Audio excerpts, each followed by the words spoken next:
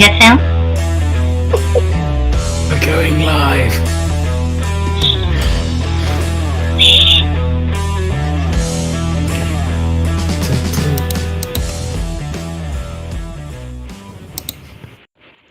Well, hello everybody, and welcome to the show today. Really happy to have you here. We're going to be doing another indie project today, and it's Watcher of the Damned, here from our very own Rosa. So we're going to take a look at that today and get into some in-depth look at it. Artists going to, of course, be taking their ideas into what her things look like. Now, this is a book. This is a little bit different. We've never done this before, Rabbit. We've always done comic books and had direct comic book reference. This is these are books. In fact, Rosa, can you tell me how many books there are? I think it's like 6 or 7. Currently, there's 6 books. This is the first arc of the series. The series is actually 3 arcs long. The first arc covers the beginning of the revolution, and the organization of it. So you have Watcher of the Damned books 1 through 6, and then we have a 7th book in the works right now, which is actually the character book, which you guys got a sneak peek at it in your topics section. It's actually a redacted version and modified version of my 7th book that will be coming out, we hope, in the next month as we get it gone out to print and to publish. Oh, that's which cool. will be named the Purgatory Papers. And he's showing your website here right now, actually, to the folks. And it's really cool. We've never done a book before, so I thought that was kind of neat. Of course, books are full of characters, so we're going to be seeing and you put a bunch of referencing up, so the guys are going to get to it, I'm sure. Cool. All righty here. Let's see. Hey, Jeff, what's up? Jeff? Yeah. It's going to be one of those days, Rabbit. Yeah. I have a feeling. It seems to be, doesn't it? Yeah, I'm literally trying to go live on camera right now, actually, and I can't because somebody cut a major cable in my area. Then just stop trying to show you. It's okay. Just stop trying to show your screen. You don't have trying to jiggle around there again. My face is over here. We can hear you. That's really what's important. Yeah. There's Jeff. There's Jeff. He's speaking. No. He's having trouble. That's all right, though. I'll just go ahead and get it going here since we are running a little late, so it's kind of perfect time just to get it started. Artist, you guys all got your reference, and I'll come around and talk to you here momentarily. But as far as the thing goes, let's go ahead and get it started. So 3, 2, 1, go! Now keep you guys in mind, it's a 2-hour show. These guys can do anything they want. There's no restrictions here. Mike still has restrictions because he's afraid.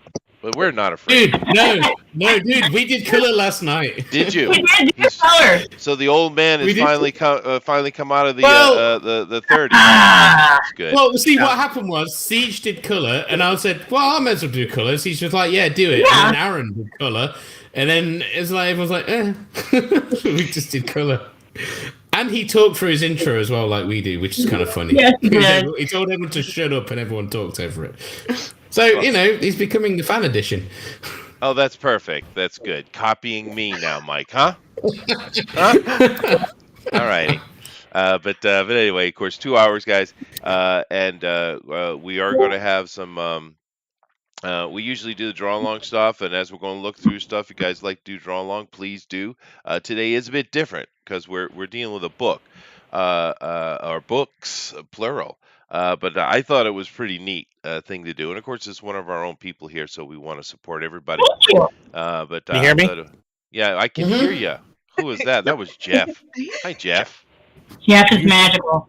You did not use my video. I'm outraged. Yeah, I was running behind, yeah. so I'm just trying to catch up and jump on here. I just worked literally ran in the house and started turning shit on. So hard on that video.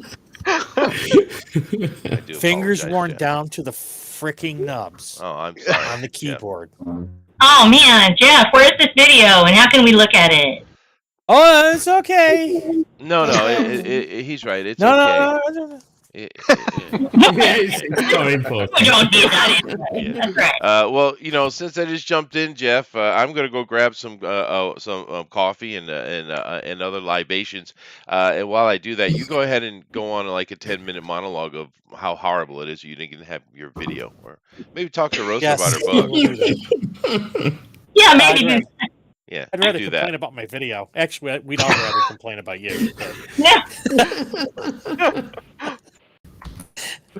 So how's it going, Oh, Rosa? sorry, Excited? I'm scared. I am so scared right now because I had a huge announcement I wanted to make tonight, and as it turns out, the committee has not gotten back yet. They're like, we're waiting to see if I got nominated for a special thing. Wow. And so I've been waiting for it the whole time, and like they're like, we had our meeting on Wednesday or something like that. So like I'm waiting, like okay, any minute, because the last time I got like a note in the middle of the night that we were being considered, and so I was like, yes. And so I was like, oh my gosh, so I can't say anything because it's still confidential. So maybe if I get like an email in the middle of this live update, it'll be really cool. Then I'll be like, I got it. We'll be able to talk about it a little bit. But so now I was like, I'm scared that maybe it's not good enough, and maybe the committee actually just melted down because I'm so bad that they had to toss it in the trash or something. So I'm just nervous. So I just love you guys for showing up. Thank you so much. Look at all of you. I love you. And then the internet crashed out here, and I'm like, oh my gosh, this is like everything I'm scared of. So I just want to tell Jesus thank you that I'm actually still upright and alive, even to begin with. So good job, Jesus. Thank you. Amen. And thank you all so much for being here. And so I know that everybody, okay, so what did you give up to come do this tonight? That's the first thing. Did you have to like give up a meal to come here? Did you have to like tell your kids you're not showing up for their ball game and they cried and they're like, no, I have to go do, this Watcher of the Damn thing. So what did you have to give up? Everybody. Right off the bat. Jeff, what did you have to give up to get to be here tonight? Nothing. I'm co-host. All right, guys, fine. All right. Honey, what did you have to give up? I guess just a night of trying to organize UI gadgets and getting interface stuff coded and things. Okay, I think that's actually a win in this case for you. Okay. So let's see. AFLM, what did you give up to be here? I prepared to be here, so I finished all my pages for this week, and I was just like, well, we're doing Rose's book, so I gotta be here. So. Oh my gosh, it's like a celebrity. We're all like a special or something. Wow, that's amazing. All right, then. Okay. All right, so who all we got here? Amy, what did you give up to be here? Well, I mean, I guess it's just not so much giving up something, but trying to overcome a sense of being like, I don't know, I'm kind of shy. So it's like, okay, well, it's all right. Just take a deep breath and do your best, and try to have fun and be encouraging to everybody who wants to be here and support you, because we're all really proud of all the work you've done on your projects and how well you know. So that's sweet. That is so good. I feel good now. I feel like my life is worth something. Oh, sweetheart. Thank you. You know God sent his son for you. Yay! All right, okay. Let's see who else I got. Armron, what did you give up to be here tonight? Because I know I had to beg you to come. I'm like, please come. I was just like begging, please. Nothing really. I was bored. I'm sorry. I've been bored, so I'm here. You know what? I'm glad that I'm not as boring as what else could have happened in your life. So that's okay. Rosa better than boredom, confirmed. Thank you. I appreciate that. All right, E. Hawkins, what did you give up to be here? Actually nothing. I'm just here every week. Yeah, you are. You're totally faithful. That is so sweet. Gabrielle, what did you give up to be here? Invited. I was actually. Huh? What? Oh, sorry. Gabby, you there? Yes, she was there. Back. Hello? Yes, hello. Come back, Sorry. Gabrielle. For a second, I thought I was muted. No, I didn't. I was looking forward to drawing tonight because I knew work was going to be difficult today. So I took a nap before this. You. What happened? It's just we've had like last 4 weekends have had blizzard warnings, Oh, everybody's shopping. So everybody had to go buy toast. Oh my god! Did you have that person come through with like a little bitty cart and it was full of $300 worth of items? Yes. Okay, and you handled it. You handled it. What a pro! You are the best. Gonna give you like a raise. They're gonna give you a raise because you're so awesome. Oh, I hope so. Yeah, that's right. Gabrielle's gonna get a raise finally. Yes! Whee! No, I've done food service before. I was hostessing, so I'm telling you right now, bruh. If you work those jobs where you're face to face with customers, you deserve all my love and my money. I'll give it to you. Gregory, what did you give up tonight to be here? Nothing. I actually gained some things. For one, I gained interest. There hasn't been a novel I've been interested in reading in a while. Now I'm interested. So I want to hear about this book big time. Hey. I'm so excited that you actually would be interested in my book. I'm glad you didn't just say like I'm just freaking bored already. Well, I haven't had time to read a novel in like a few years. So and it's something I usually always do, like 3 novels a week or something. I'll devour. But yeah, I do keep up with the Bob Salvatore Dark Elf series though. But I'm 2 books behind that though. I gotta get caught up on that too. But now I've got something else to read. That's awesome. Yeah. I about this book. Actually, these books plural actually. Well, it's gonna last forever. This is Game of Thrones level. I'm committed at this point because I got a hard deadline hanging over me. I'll tell you all about that. Some of you know. I'm sure it's much better than Game of Thrones. I hope to God it is. I want to say that guardedly because I know people. I'm sure it is. You didn't set your bar very high. Yeah, I was just about to say in my world, it's not hard to be better than Game of Thrones. Yeah, that's what I think. It's Game of Thrones level. That's what I'm saying. It's like Sword of Truth series level, like the bar. But yeah, so I thank you for saying all that's so sweet. Rabbit, what do you have for me? What did you give up to be here? I'm always here. I can't not. I don't think I'm allowed to miss it. I'm pretty sure you're not. That's true. You're like, yeah, you're everywhere. Chester decided to join us now. How nice of her. That's his question, isn't it? All is better with the world. Now, first we have to go through the class, because I was actually, when I was in a former life, actually before I was doing firefighting and whatnot, I was actually a preschool teacher. So Sheldon, what did you give up to be here? I guess I can't eat my Buffalo Wild Wings right now. Aww. You can eat them if you want to, but it is hard to draw physical when you're eating Buffalo Wild Wings. That is the real sacrifice. Did you? That is huge. You are so sweet to do that. Howell, what did you give up to be here? Because you're going to have to beat the Buffalo Wild Wings. Oh, I left my fiance at the altar. I said, babe, what's one more night? That's serious. I am cool. I mean, I'm sorry, Tora. I love her too, and I'm so sorry. Bake and bake. You're just going to be there next weekend. I don't see what the big deal is. I said, spend the night here at the church. I'll be back in the morning. Yeah, when you sleep in your nightgown. The Wedding from Hell. There is actually a Wedding from Hell that shows up later in the series. It's going to be great. Okay, Jeff, I asked you what did you give up to be here? Because I know you started slunking in. We missed you last night. Were you gone last night? I was kind of tired. And I was just kind of tired of us? Is that what you're saying? Tired, drunk, and I had to pump out my driveway. Oh, dude! What? I don't know how I feel about that phrase. Wow. Nice. Do we need to pray for you or something? Wow. We had yesterday. Went from like 20 degrees outside to about 50. So everything melted. Then it rained. That's fun. Yeah, and I had ice from last time, and it's like, oh my god, I gotta get this stuff out. So I was pumping water out of my house kind of sits low on the land, and the water kind of comes in and collects in the driveway. So I was spending most of the night doing that, and then it rained some more last night, so I did that this morning. Your life is really exciting, and that's where all your videos take place is in your garage. So this is like a catastrophe. So, wow. I do have to ask a question. Interject real quick. I'm just curious what game Greg is playing. It looks fun. Is that the Mad Max? This is Crossout. Yeah, this is Crossout on Steam. Oh, really? What is it? Crossout on Steam. I got PC.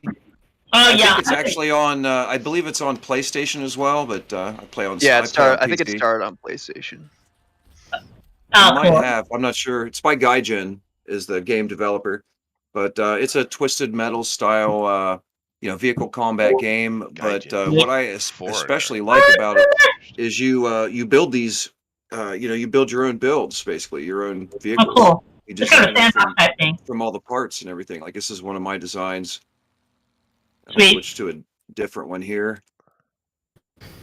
This is the one I've been having fun with a lot lately. It's, Well, you're not displaying now, just like Omron isn't displaying. I don't know why everyone's having so much trouble today. I thought it was just me, but it looks like it's No, everybody.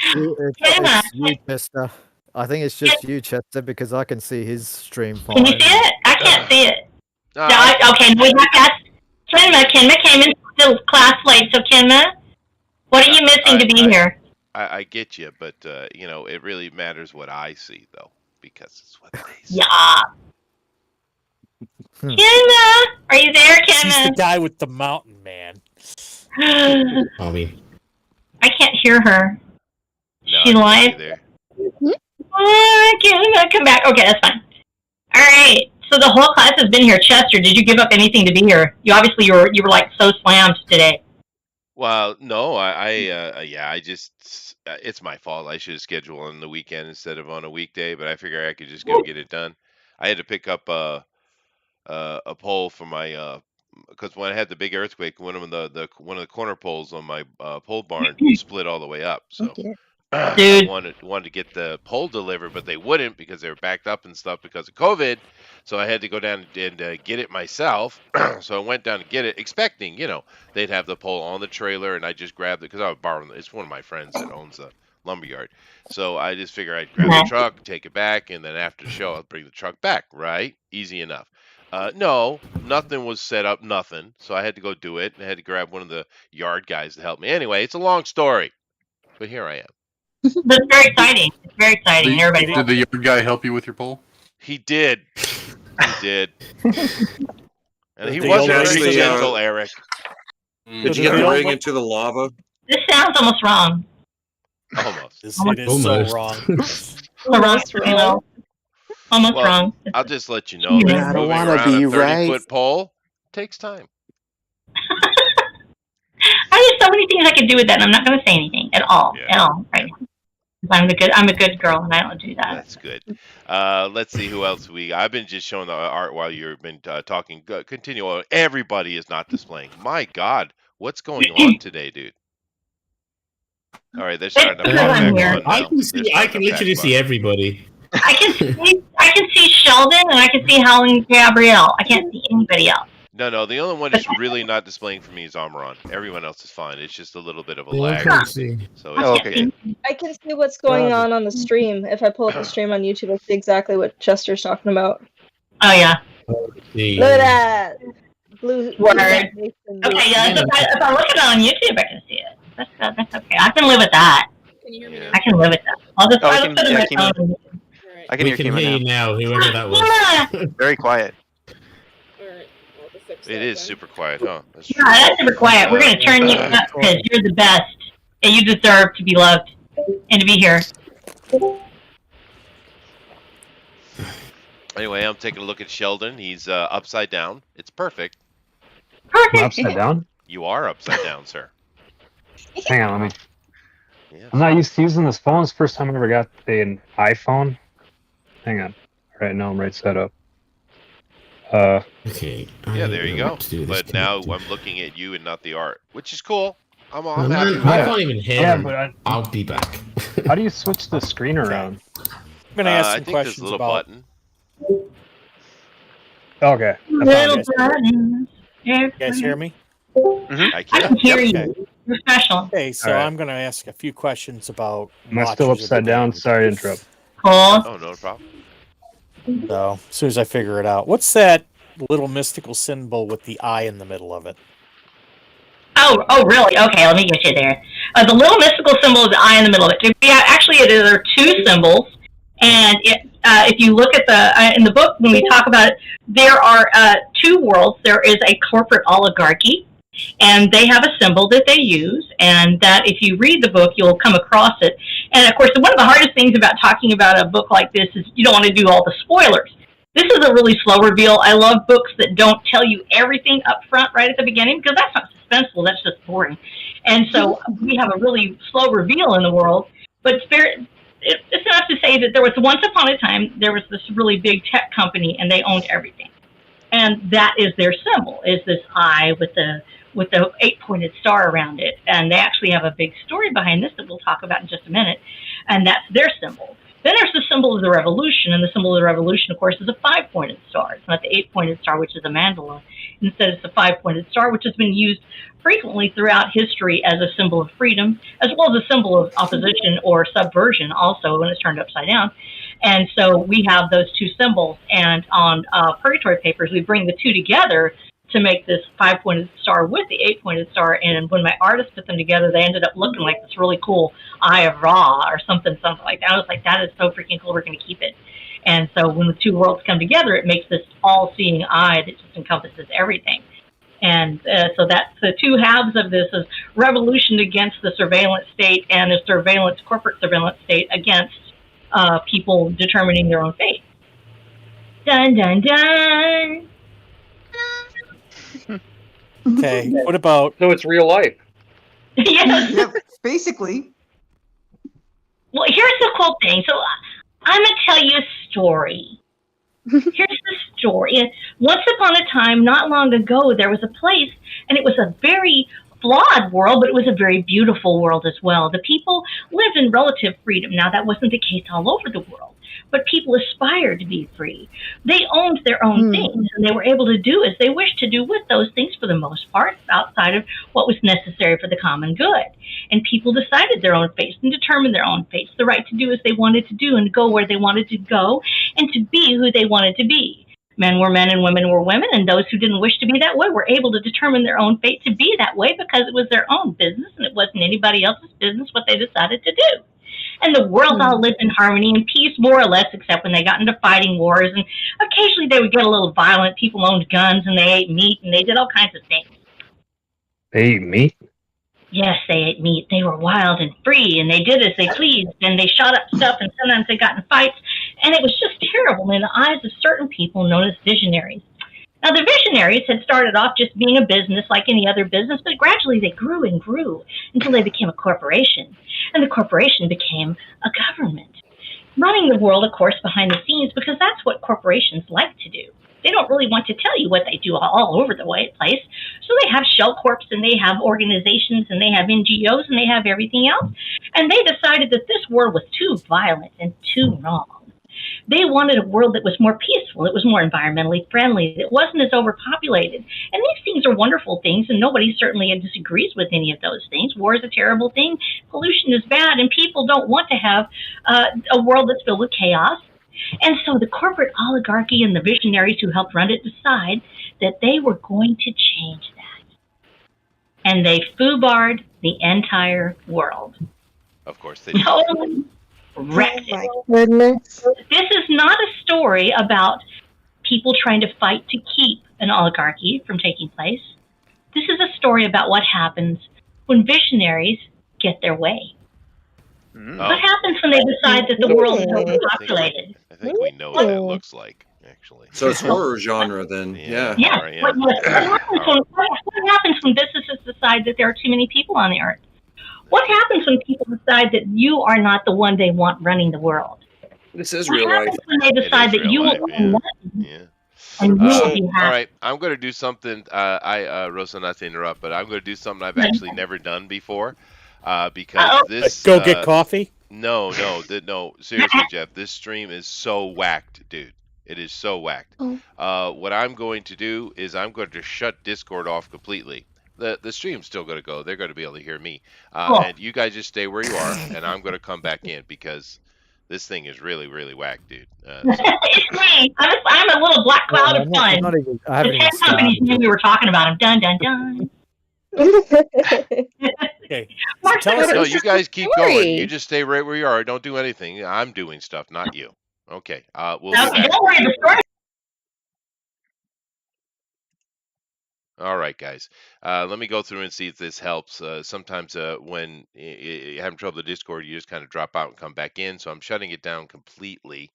Yeah, it's I've never seen it that bad. I mean, everybody I couldn't display anything, and that's not good. We're doing an art show, so let me go over here and I'm going to restart it.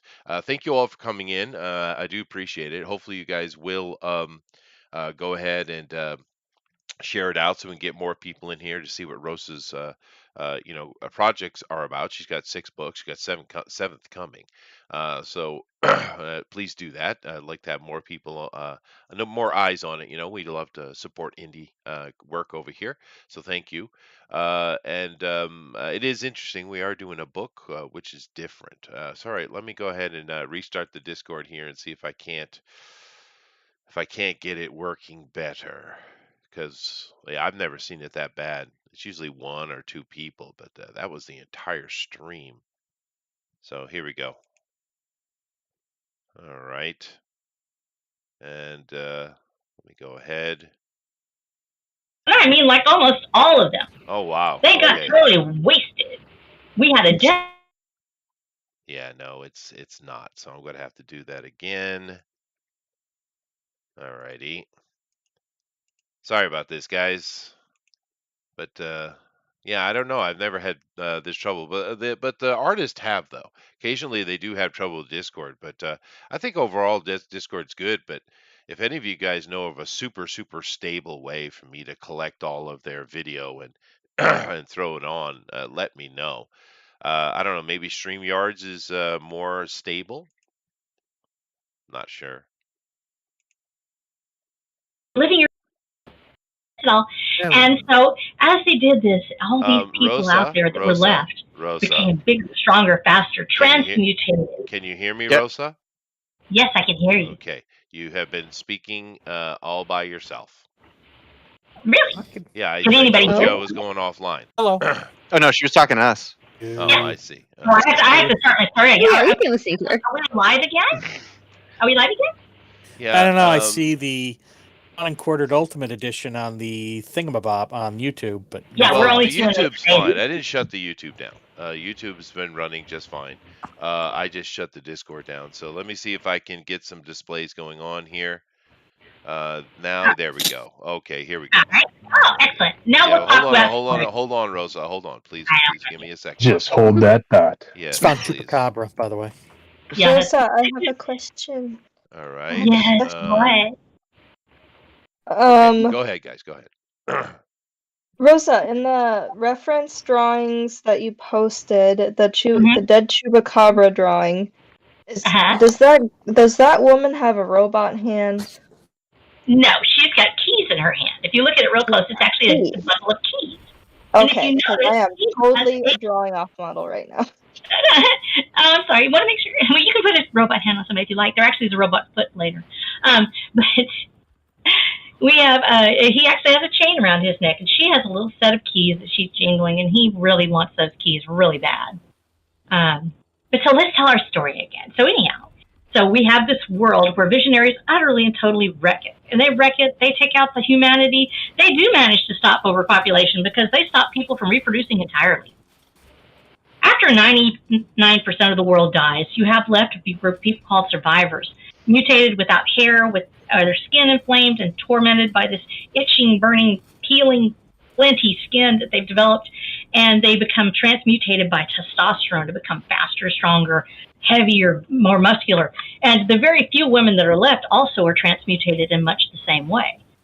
They're still women in their own minds, but they are stronger and they are sleeker.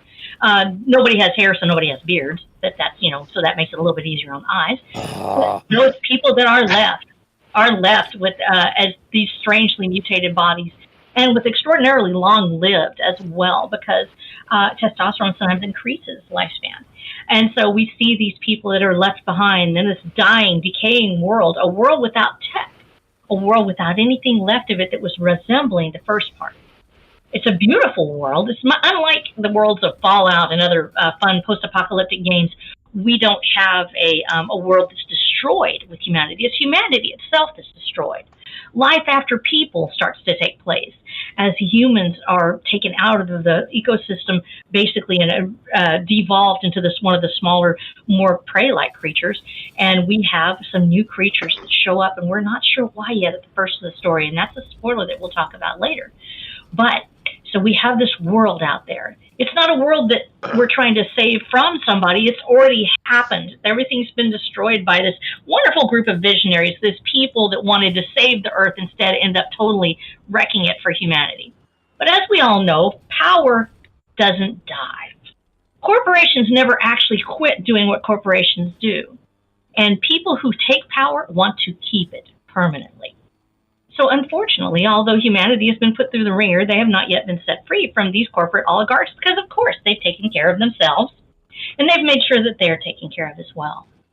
So this is the world into which we enter Watcher of the Damned, a world that for the last 5 decades has suffered under this corporate oligarchy's mad rush to try and save the world and instead destroyed it.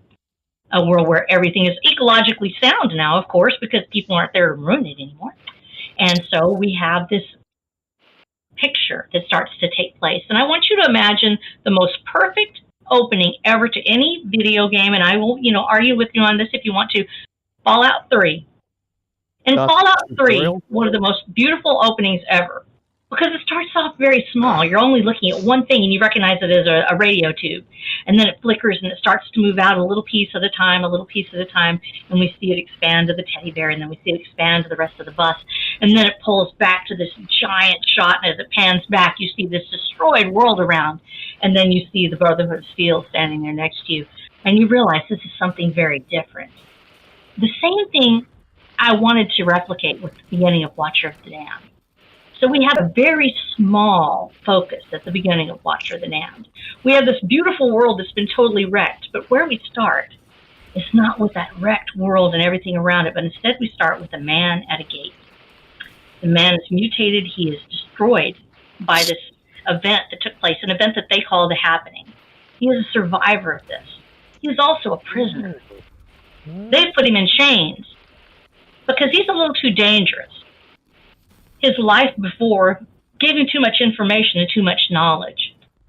And before, where he had been happy to put up with the corporate oligarchs and the people that wanted him to do certain things, now that information and what he gained from working within that system is considered to be too dangerous for him to be a free man. And so he has become a prisoner. He's lived this way now for decades. He's forgotten what it means to be free. When I started writing this book, 2018 is when I started, first time I sat down. I just started writing. It was the free writing exercise. An idea came to me, and I felt compelled to write it. When I started writing, there was no pandemic. There were no mask mandates. There were no vaccine mandates. Lockdowns had not yet occurred. The riots hadn't really started yet. The world as we knew it was sort of moving along as it had been. By the time I go to press with this book, my fantasy events in Watcher of the Damned were becoming reality. And so it takes on a different meaning as we move forward. This book was written entirely, the arc is written completely before these events take place. So if it's prescient, I'm going to give that to God and just say that I thank him for the vision, but I also would like to know what's going to happen next. As we see the Watcher at the beginning, he's in chains, unable to change his situation, bound not only by his bonds of love to a woman he calls Abuelita, which he's adopted as his grandmother, but also by the bonds of chemical addiction. One of the things we don't talk about very frequently in most books is we don't talk about some of the realities that we have in this world, chemical addiction, substance abuse, and other things. We don't talk about those. He is bound by this because the society has learned that they can control people through drug use and alcohol use and sexual encounters. And so instead of being a draconian world where nobody's allowed to do that, like as in the case of 1984, everybody's encouraged to do it. Not only encouraged to do it, but are forced to do it sometimes to make them more submissive to the system, this very rudimentary state that they have. Because those who are in power, like I said, don't want to give it up. They don't give it up easily. Just because chaos comes and the world comes to an end doesn't mean that people will suddenly change their mind about being in power. And those who have power will continue to try to keep it. And so we have him in chains at the gate. Not only is the Watcher in chains, but his life has been changed by this mutation. And not all for good. While we have wonderful things, he's much stronger, he's much more muscular than he was. Yes, his skin is afflicted, and he's a very, as it says in the book, he's ugly. He's not a pretty man. He's been twisted and mutated by his growth from all the testosterone. Hear that, Chester? I felt the reference. No. She based the character off of Chester. Yeah. But he also cannot speak. Oh well. Much like other people that have scleroderma or are having inflammations, it frequently happens that they lose their ability to speak. Some of them actually do, and of course, most people with scleroderma don't have that issue. But in this case, with afflictions and things like that happen, that he has lost his ability to speak. So he not only is a prisoner, but he has a very difficult time communicating with other people because most people have forgotten how to read, how to write without assistive technology. In the world of the Watcher of the Damned, before the happening, before the visionaries totally wrecked the world, everyone was dependent on tech. In fact, everyone had an implanted neural device, and everyone had a device that was actually nanophoretically bonded to their body, and they were able to communicate with each other and do as they pleased, and no one ever had to pick up a book and read it or have to write with their script. And so nobody really knows how to do that. There's a few people out there. Some of the people in power do know how to do that. But so he's a very lonely and isolated man. He also believes in freedom. But he feels very isolated, as if he was the only one left who really believed that. Around him, society continues as it exists now. They're kept safe inside a very small enclosure out in the woods of Texas, known as Reunion Camp. There are other settlements out there. He knows about them. They're having trade. They finally developed trade again. They finally managed to bring some semblance of civilization back. But it's a very harsh world filled with monsters and evil things. And people make a choice. They make a choice that if they want to come into the walls of Reunion, they will give up certain freedoms in order to have that safety. And the Watcher gets caught in this choice between safety for his abuelita and freedom for himself. And that's where we start the story, as a man in chains, hoping for freedom, but almost having forgotten what it really looks like and what it feels like. He's almost without hope. He remembers the words of William Barrett Travis, "I shall never surrender or retreat, and I call you therefore now in the name of liberty."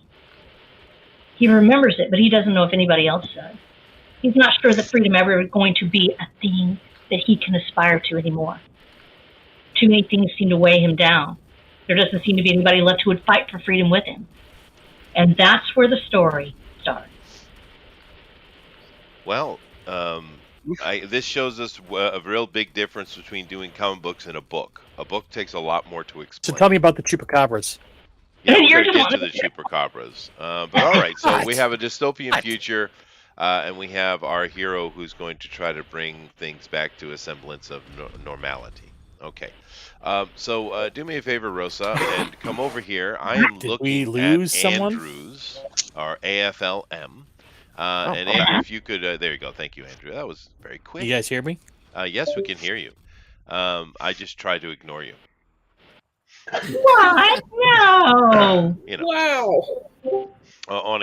It's just, it's one of those things, Jeff. You know how it is. But anyway, Rosa, tell me what character here is Andrew doing? Okay, there we go. He's doing Kendra. Kendra is my little punk rock girl. Kendra Keen, actually, it's Q-I-N, the Chinese spelling.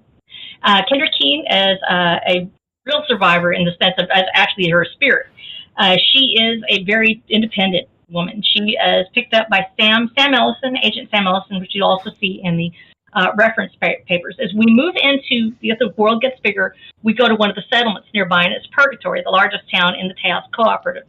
And in the cooperative under the system, all of these towns are kept under tight control. They have gun control, they have other things, and they also trade humans.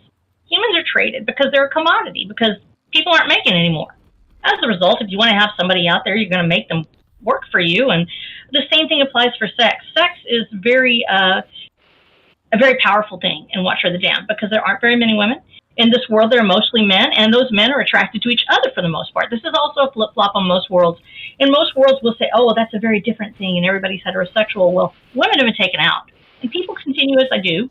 They still have their relationships with other people. If you're smaller or look a little bit skinnier, they'll put a dress on you and say you're a woman, and they go.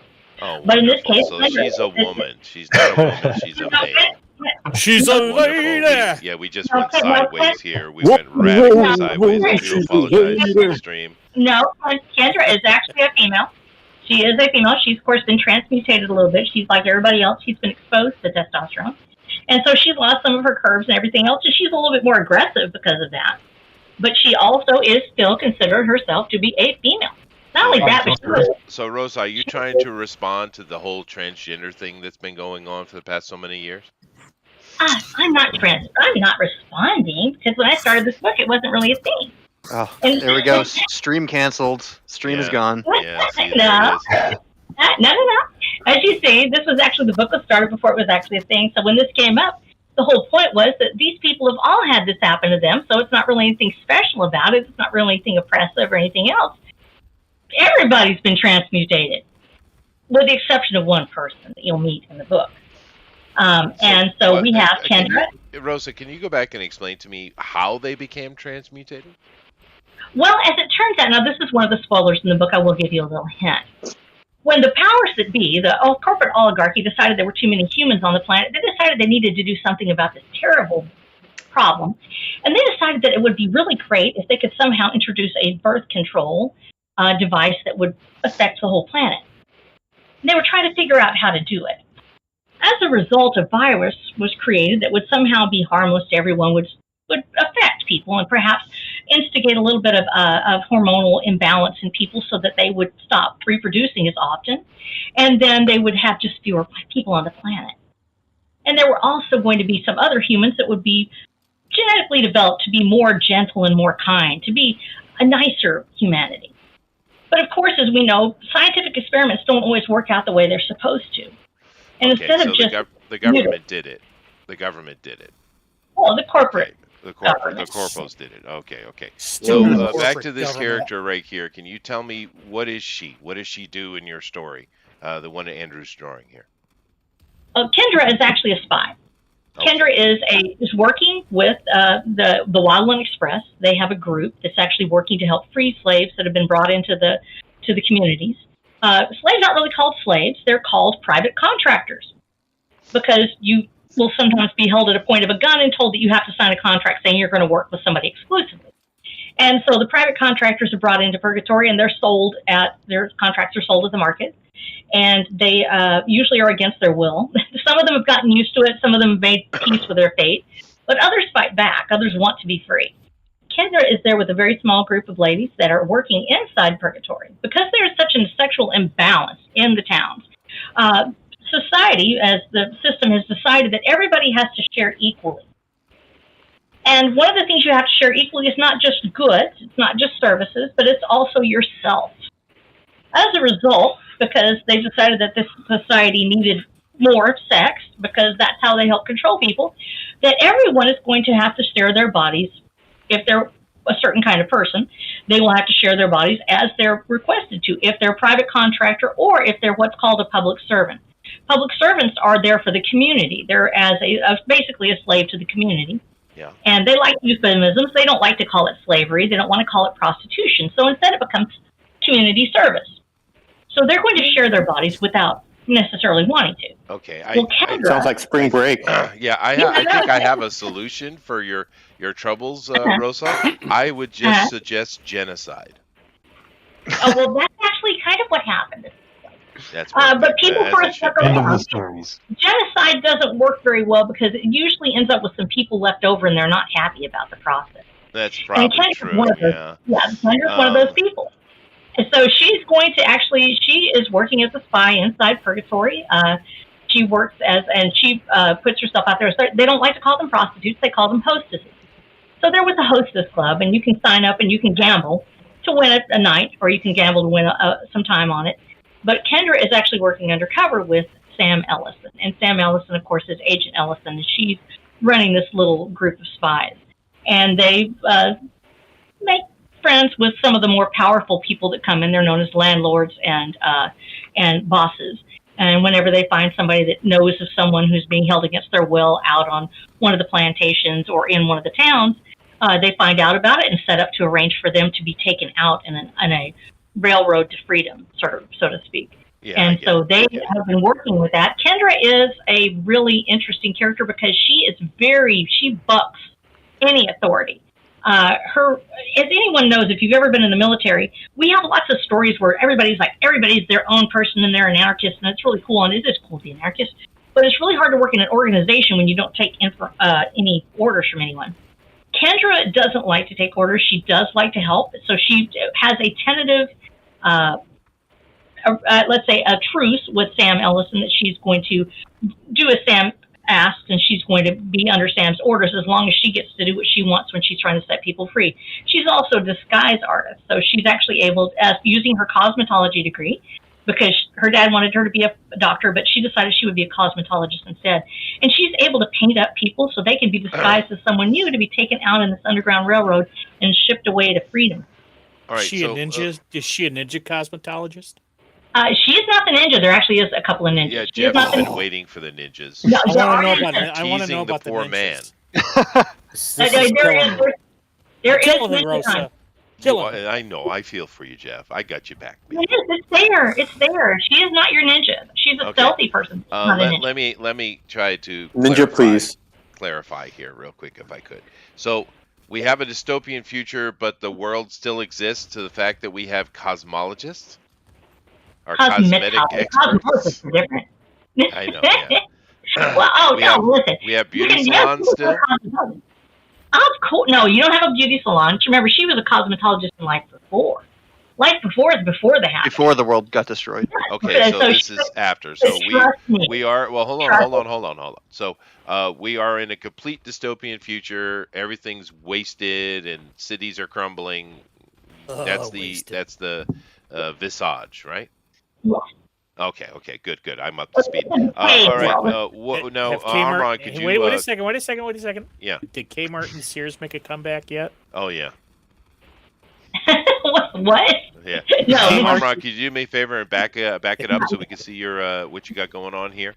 Yeah, there we go. Now, this looks like a different character, Rosa. Which one is Amron working on?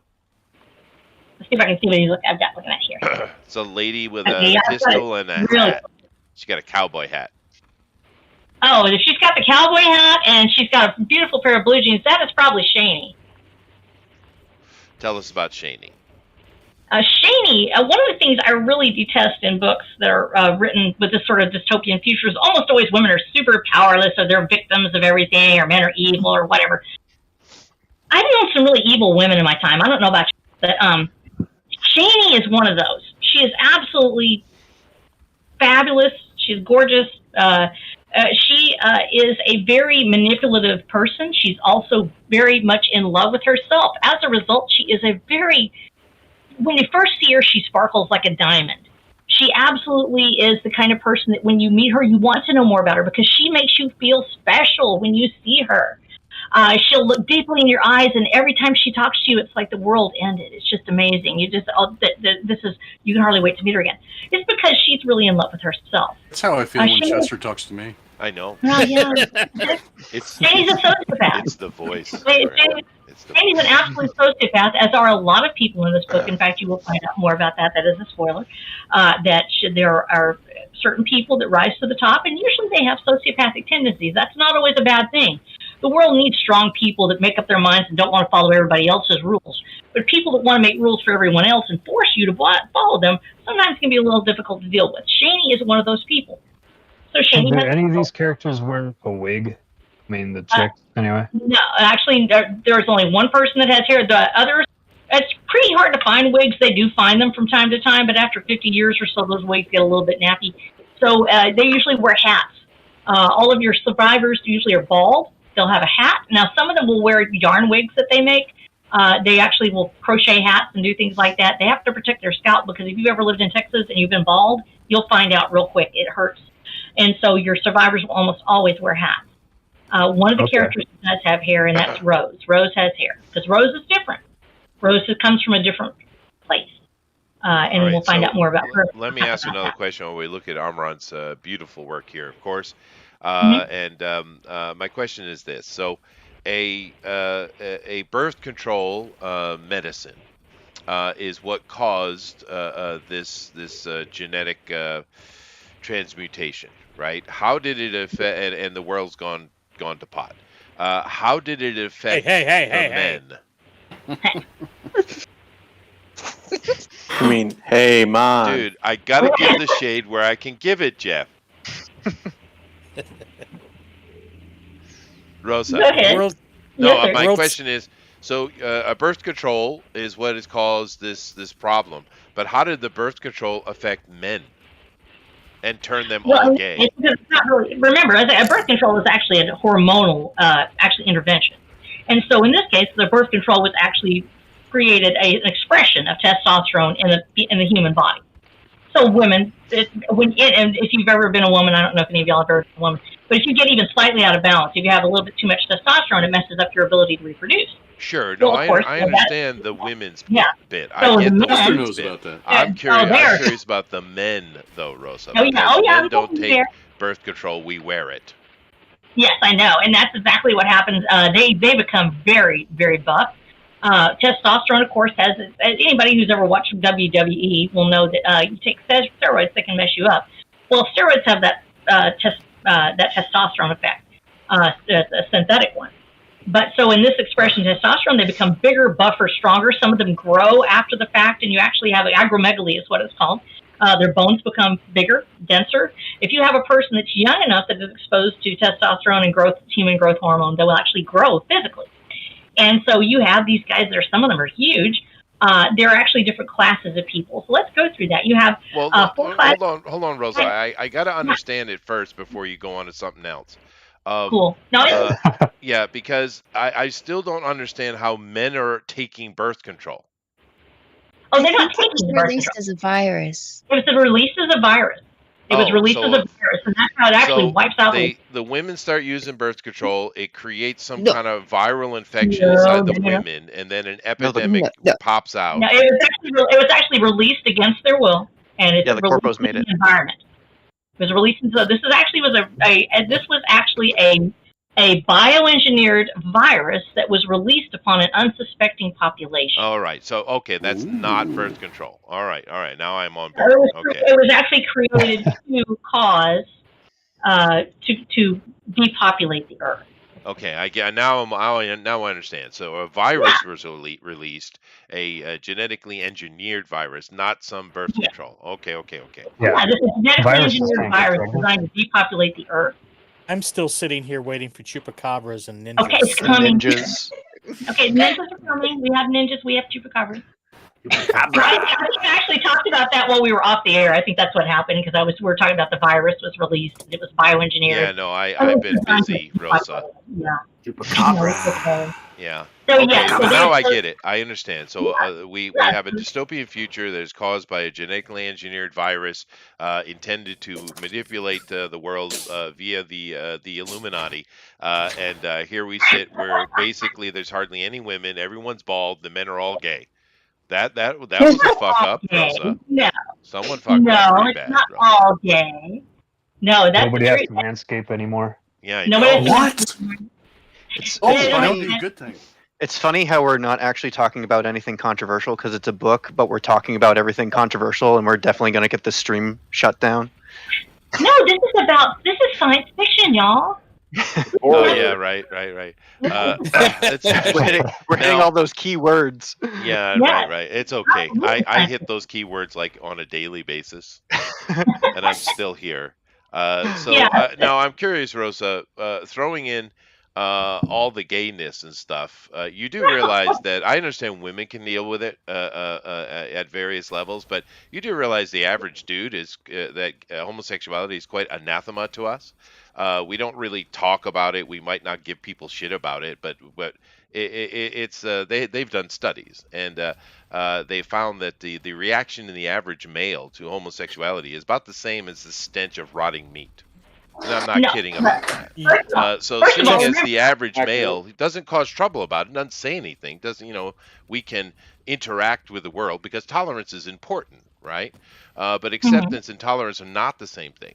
But seeing as that is how the standard average male brains work, your book Chester, is based upon Chester, everybody being gay. Did Chester, you think about that? Chester, Yes, Jeff. Chester. no, actually, Chester, that's where. It's a book. It's Yeah, I just know a it's a story, book. Chester. I know it's a book, but Wait, I'm curious you if got it you wrong, thought about that in the Gay, for male the readers. gay lizard people aren't coming Wait. for you. They Wait. might be, Jeff. Stay on. This book is not about that part of society. This book is about the people that are left behind who are not, because they're now in the minority. As a result, heterosexuality has pretty much been taken off the map, except for those women who are able to serve society. So you have women like thank Kendra God. and Sam and others who are being put into service for those men who are still left who want to have a heterosexual relationship. And of course, those men are also held hostage by this because in order for them to have a relationship with a woman, they have to make the system happy.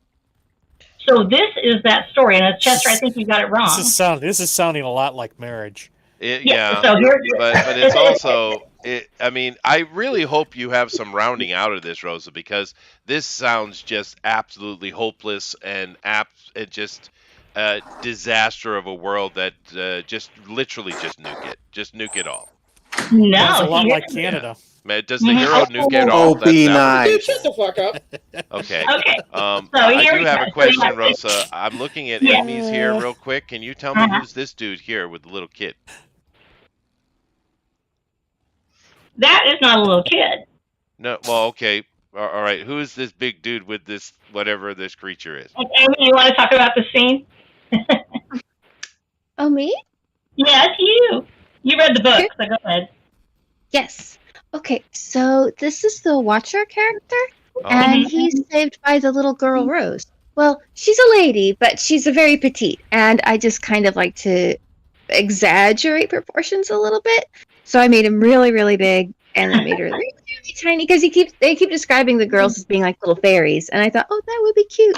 And she has a little bicycle helmet, and she wears a coat that's a bit too big for her.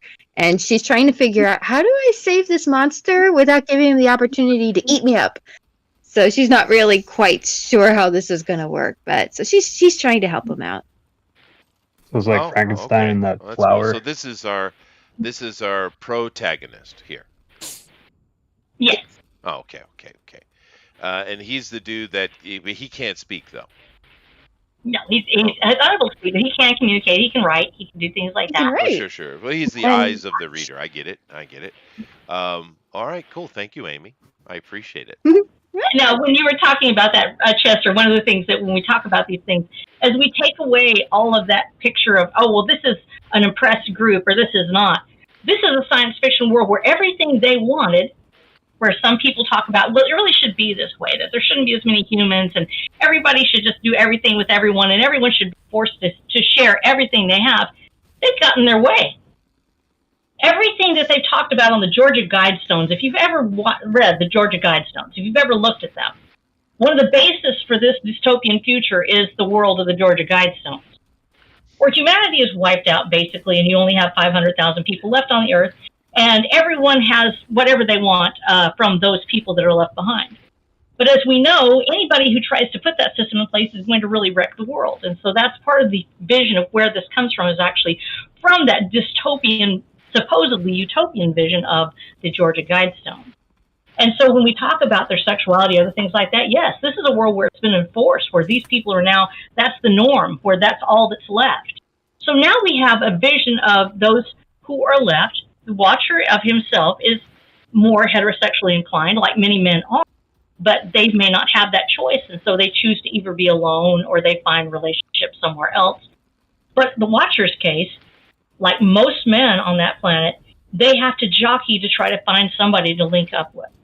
And at the same time, you have these few women that are left. They're trying to figure out how are they going to interact. And society controls everything. They encourage sexual activity, but only if society gives a high enough score to that person who is asking for it. And then everybody's forced to share. So we also have a society for it. So you have those people out there. Now you're speaking cosmologically here, as far as your world that you've created. So tell me, what is the storyline? What does the Watcher do during this book? I mean, obviously don't give spoilers, but I mean, and Greg's about to lose his vehicle because it's all shot up. What does he do during the process? What's the general hero's journey that's going on here? All right. So as the Watcher starts off, here he is in this, and it is a very dank world. As we start this, in fact, the genre is called grimdank. As you have this very dark world, it seems hopeless. He feels hopeless. He doesn't have a chance at romance. He has no chance at freedom. The few people that he does have in his life that he really trusts, it's a very small group. And he's not really able to communicate. He feels alone and isolated in his longing for freedom and for love. He is able, through the course of this book, to not only determine that he actually is a free man, whether or not anybody recognizes he is free, whether or not you have a chain around your neck, you are free if you are free internally. It's other people that don't recognize that you are free. They're the ones trying to make you wear the chain. They're the ones that are trying to tell you you can't be free. But he feels alone in this world. A catalyst comes into his life, and that catalyst is Rose. Now, Rose is one of our female protagonists, and she is not a survivor. For purposes of this story, and I'm not going to put the spoiler in, but she is of an entirely different world. There is a remnant that has been left behind, and she is from that world. She has hair. She's not transmutated. She hasn't gone through what the other survivors have gone through. She's been living a very sheltered life, and she has escaped because power is still power, and people are still under the thumb of those who believe they know better. As a result, she has escaped. She has managed to break free, and she is on a mission. And her mission is to help cure her own tribe's infertility. Watcher finds Rose through circumstances beyond his ability to control. They're thrust into each other's worlds. He's from this world that's completely destroyed. She's from the world as the visionaries of the corporate oligarchy envisioned it. A safer place where they were able to put everything into place that they wanted. So she's part of the Wingmakers then. Yes, basically. Okay. She is from that group. She is a person that has a specific background. She's a very pacifist person. She is not rough and tough. The Watcher is a man who doesn't mind killing people. That's one of the reasons he's as dangerous as he is. He believes he has a right to defend himself. He believes he has a right to decide whether or not a person ought to die because they did something wrong. And society, the system that is ruling society, has decided that nobody has a right to decide that for themselves, but instead that they must have the system take care of it for them. As a result, he is a dangerous thinker. Rose, on the other hand, is a very pacifist person. She has been conditioned to capitulate, to do what other people tell her to do. So she's in a very strange place because she finds herself out alone in this world, thrust out of her own tribe, banished from her own kind, and she is having to fight for her survival. She is able to fight for her survival because she has a gun. That's the only reason she can make it. In this world, one of the things we wanted to avoid is we wanted to hope that is occurring over and over again, which is that women are somehow just magically empowered to kick the buns of any man they come across. That they can just magically turn around and just kill without any problems. They can. I've seen it. Rose doesn't have that capability. Now, Rose is capable of shooting something that she thinks is worth shooting because she believes that she is a higher form of life.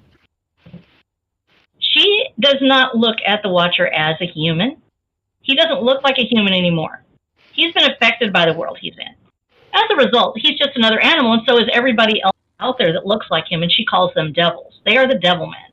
There are fables in her world where she lives, where the devil men roam the earth, dressing in clothes of the dead and acting as if they're human, but they're not. She believes him to be a lower form of life.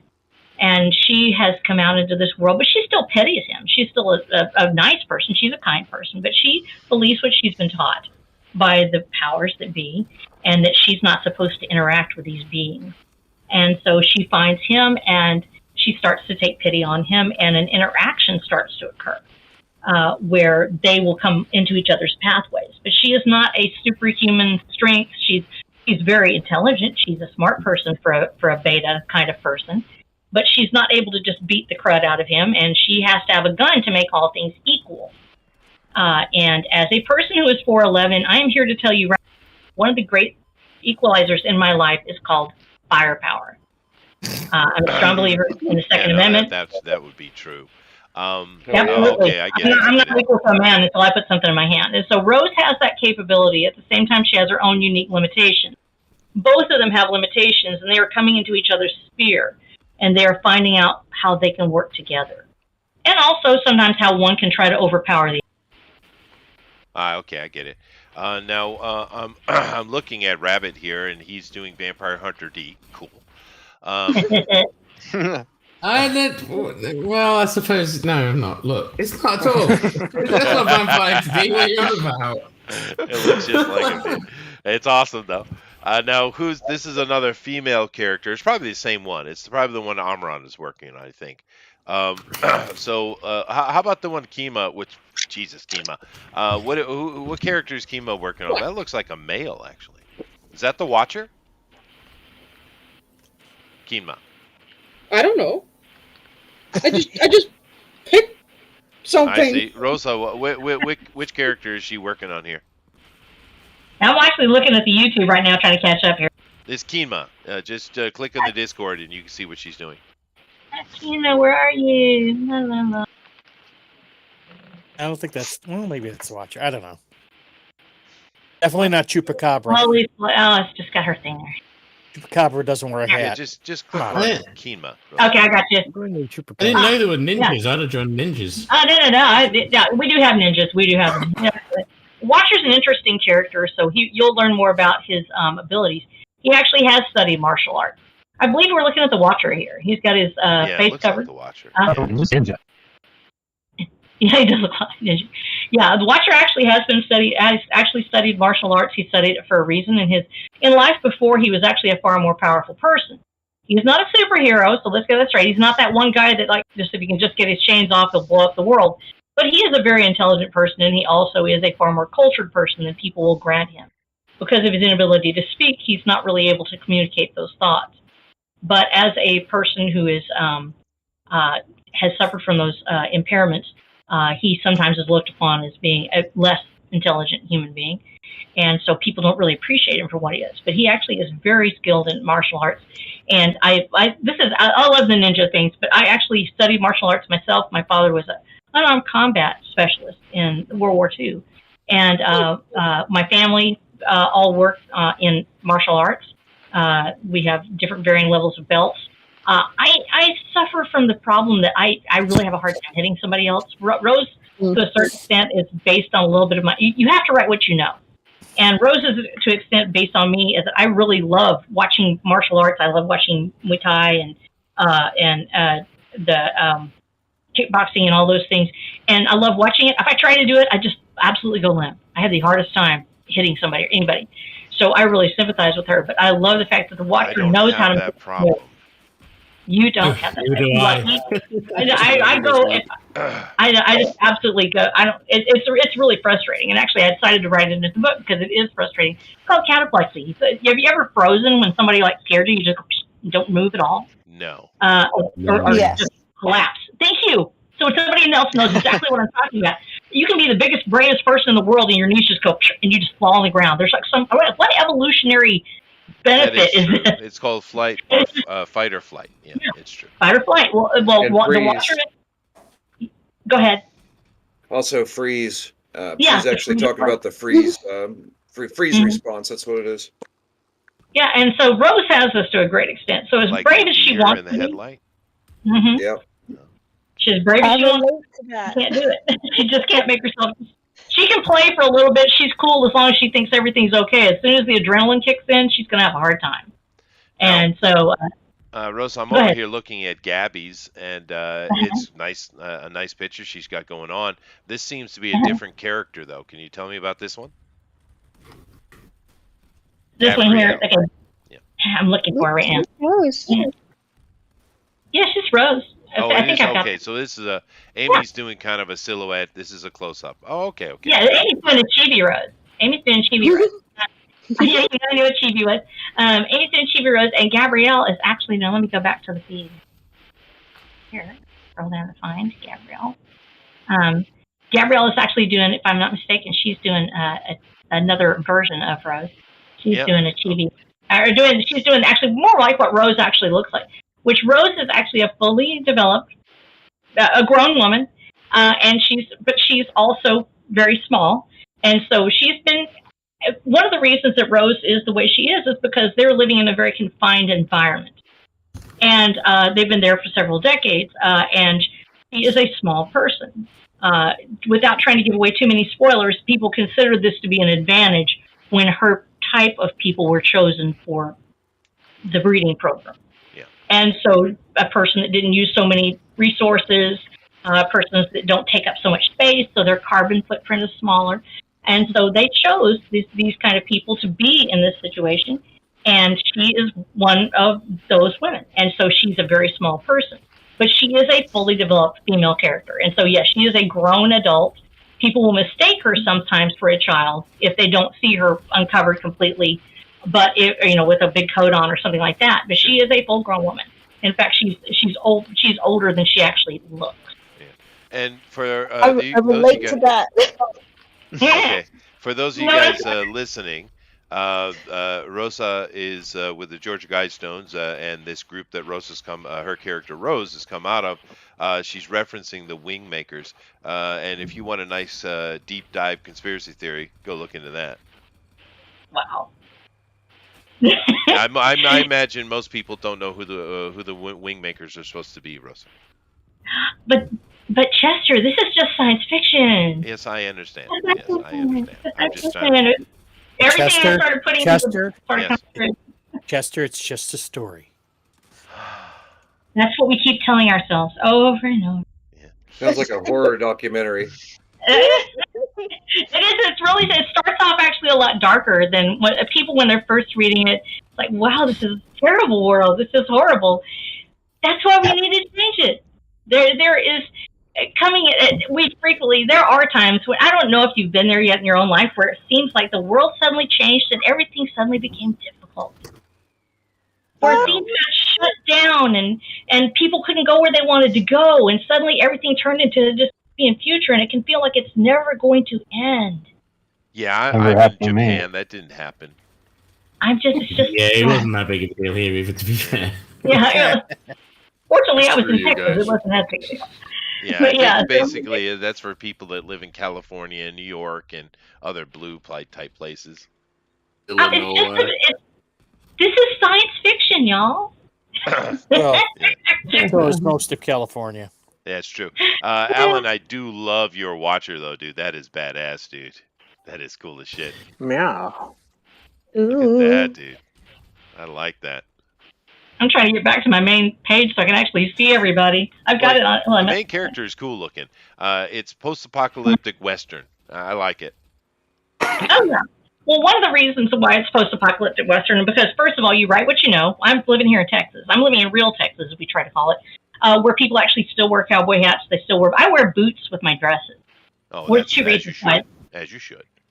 Yes, because I wear cowboy boots with everything, because we have snakes and they'll bite your ankles if you're not careful. We also have a thing called fire ants, and I really detest them, but they're part of nature, and that's great.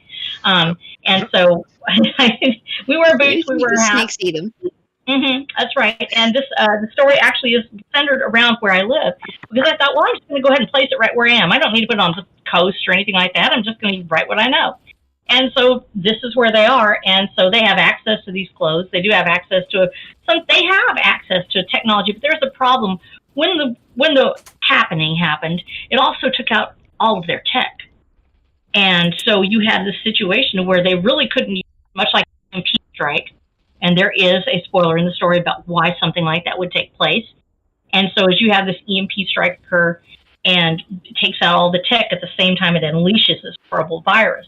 It really sets humanity back. But they still have access to the scavengeable things they can take. If you're willing to wade out into the fields of death where the bones are scattered and the bodies are still lying there decades later. And like Detroit, right?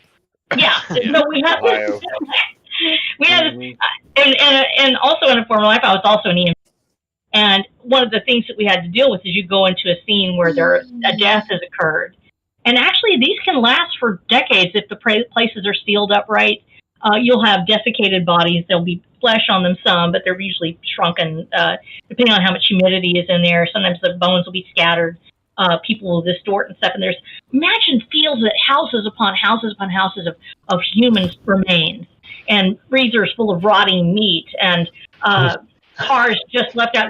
Imagine what happens when everything stops and the self-driving cars just careen off the road and smash into each other, and miles upon miles of nothing but bodies are there. Sounds like San Francisco. Yeah. Yeah. So you have these, it's just science fiction, y'all. And so we have this world where the vast fields of death are there, and they become a hazard, not just a biohazard. And there is because that many bodies will create a super bacteria. But you also have, and it's called the ooze, and it affects survivors. But you also have these shattered vehicles and airplanes that just fell out of the sky and smashing into things, creating a difficulty of navigating roads. So they go out to the rural areas to stay away from those huge layers of bodies and things like that, so they can be in a more sanitary place. And so you have a more rural group that's out there, and they are living more or less in the Wild West. They're able to scavenge guns and ammo and things like that. For those that are brave enough to go into the houses, they can break in and maybe find some clothes to wear and maybe even find some supplies. And that is one of the jobs that the Watcher has while he is as a prisoner at reunion camp. He's taken out, and he is the one that's forced to go in and break into the old trailers and the trucks and everything like that, and go looking for supplies while his guard watches. So how long after the cataclysm are we? We're actually 54 years to be exact. Yachts survive? Just so you know, Rosa, just so you know, Rosa, I also wear boots with my dresses too. That's true. Thank you. Yeah, Jeff does. I am looking at Sheldon's work right now, and it's freaking awesome. Oh yeah. Yeah. Thank you. No, that's very nice. Oh my goodness. And we do have ourselves, what do we got here? We got 45 minutes left for the art. Time has definitely been flying, which is good. Yeah, I really like what Sheldon is doing, dude. That is really cool. Oh my gosh. Oh, thanks. Hey, Rosa, I also had a question. So she has like Yeah. Uh-huh. Yes, sir. Yeah. like tattoos on her face or something? Are those tattoos, or are they like, I don't know what they are? Yes, they're the lines, and when we talk about, I don't know if any of you have ever actually studied scleroderma. One of the things that scleroderma does, and this is the skin condition is based on scleroderma. It's not exactly the same, but I tried to have some real world examples of it. And when skin starts to peel, and it actually will drift up in ridges sometimes, creating almost like an alligator effect or a snake skin effect. When it peels off and it can't completely come off and it hardens, it will actually create drifts. And so what we're actually seeing are these drifts of skin, but they create sort of like a snake skin effect or a striping effect. And I actually looked up and studied different people that had these sort of forms of illness, and it will make a different pattern on the skin. And some of them actually is shiny and almost metallic looking. And it's amazing to see what the human body will do when it's under attack from inflammation. And so so actually we based it on that. So what you're seeing are those ridges of skin, and they're making this sort of a snake skin type pattern on her. And that's how she looks. She's actually got those drifts of skin and little peeling sections. But she's still pretty in her own way. She's not, and in this case, you have some of them that have more smooth skin that actually have the smooth form of this affliction. Or just kill it with fire. Yeah. Oh well, you could. Yes, you could. And Elrod is winning. He's winning the day because his art speaks.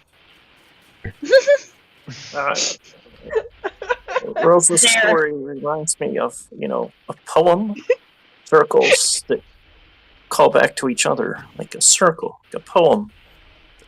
Oh my gosh! Power of myths. George has joined us, just so you guys know. That is freaking amazing. That's so cool.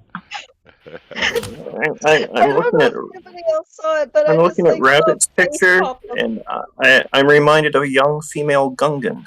Yes, it's a beautiful, shiny, fixed woman. Yes. Rabbit ears. That is Yes. that is genius, Elrod. George Lucas for the That is win. amazing. Perfect. Yeah.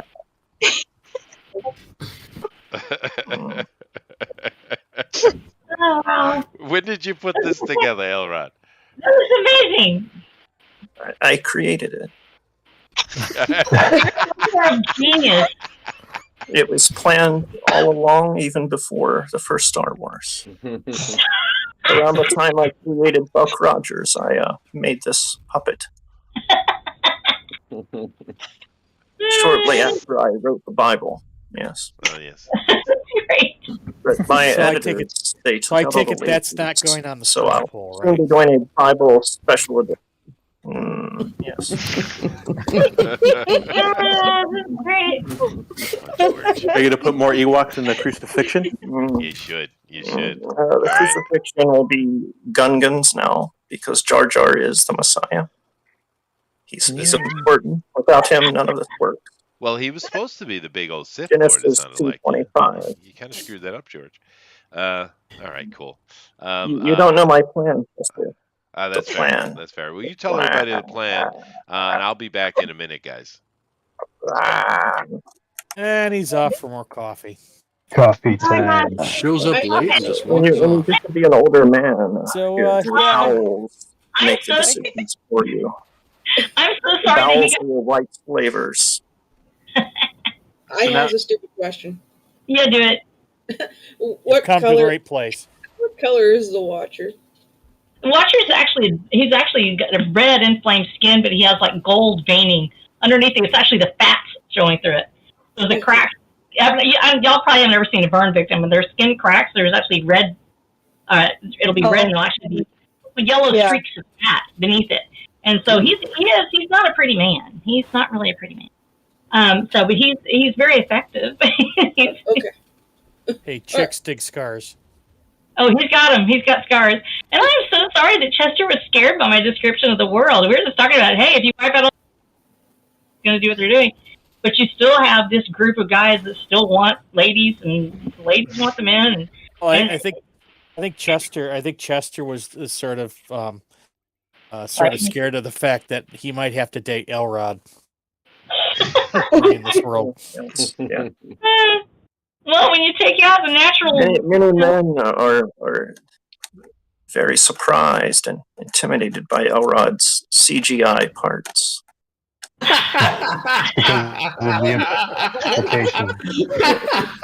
So they call him special. Elrod, never change, please. Elrod is like just absolutely clean all the time. Oh my That's goodness. amazing. Well, I love what everybody's doing on this. I think it's actually.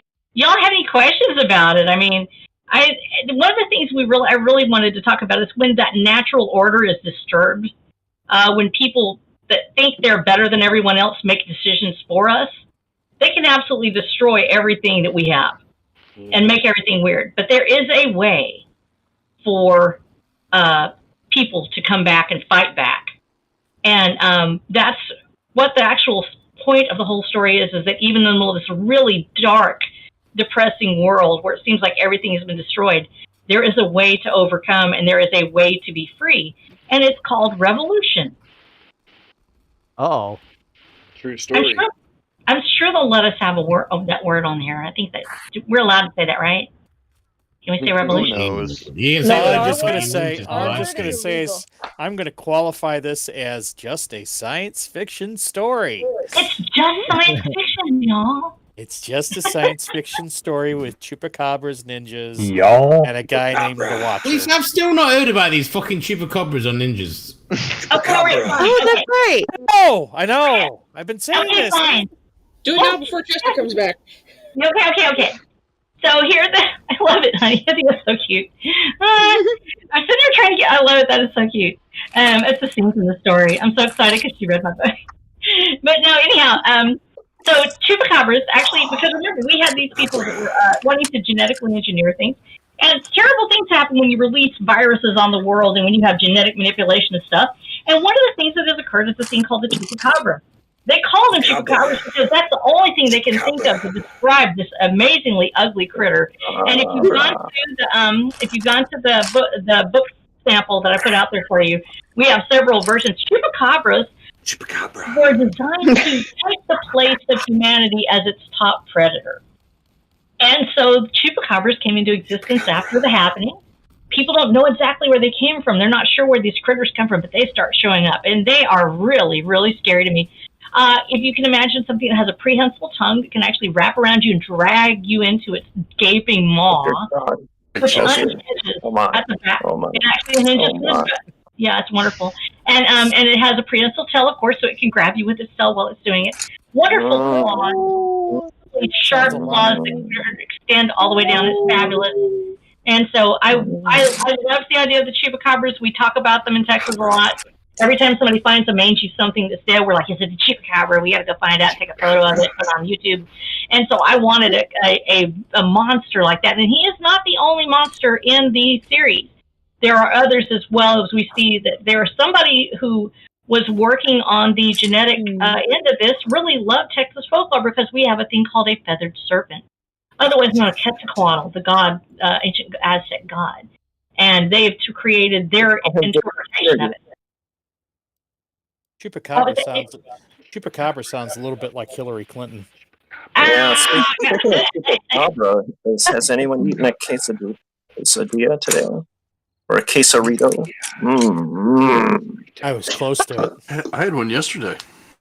I hide quesaritos in my neck fat so that my wife can never find them. Save that guy for later. What the heck? Few people know you can absorb flavor through your skin. Yes. Oh my God. Okay, so where do the ninjas come from? Okay, the ninjas, they're not really ninjas. They're people who have actually worked on their martial arts. Anybody who's ever done a little bit of self-defense, they started off that way. But we do have people in the story that are actually full-on martial arts aficionados. And so they're kind of as close as we get to ninjas at that point in this part of the story. In the next arc, there are people who are actually sent out who are skilled martial artists that are sent out specifically to assassinate people silently. And we will be going into those. But for right now, the Watcher is the closest thing you actually have to a ninja. He is trained in the martial arts and extensively. And he knows pretty much all the moves, and he can sort of kill people with his hands. But Jeff must be happy. Yes, I am. Did she get to the chupacabras? We did chupacabras just to spite you. Oh, that's good. That's good. That's good. Yeah, excellent. Cool. Oh, Eric. That's for not playing my intro. Fair enough. Eric, are you there, Eric? Countdown. You ruined it. He's not speaking. You blame him? Yeah, no. He's probably mad because you didn't do my countdown. That's probably true. Yeah. Eric, can you hear me? I was a little bit behind. That's okay. I know in spirit Eric can hear me. And we are looking at Andrew's piece here, which is pretty cool. And do keep in mind we got ourselves about 30 minutes to go. This looks really good, Andrew. Thank you. Yeah.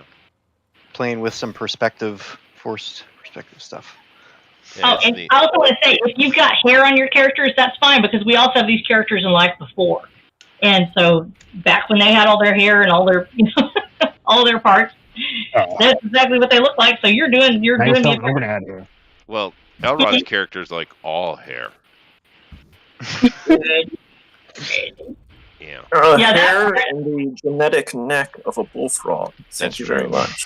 That's dude. He's deadly, man. There's a superpower going on there for sure. I can spit deadly venom up to 20 to 30 feet when agitated. Jeez, but you're making me want to write this character business world. Yes. Oh, you know what I finally watched, guys? Everyone's been What? telling me to watch. I watched Demon Reacher. Slayer. Yeah, Which it's one? good, isn't it? That I thing thought it is was quite fun. badass, dude. Yeah. And I don't understand it, Rabbit. I'm confused because it's from Amazon.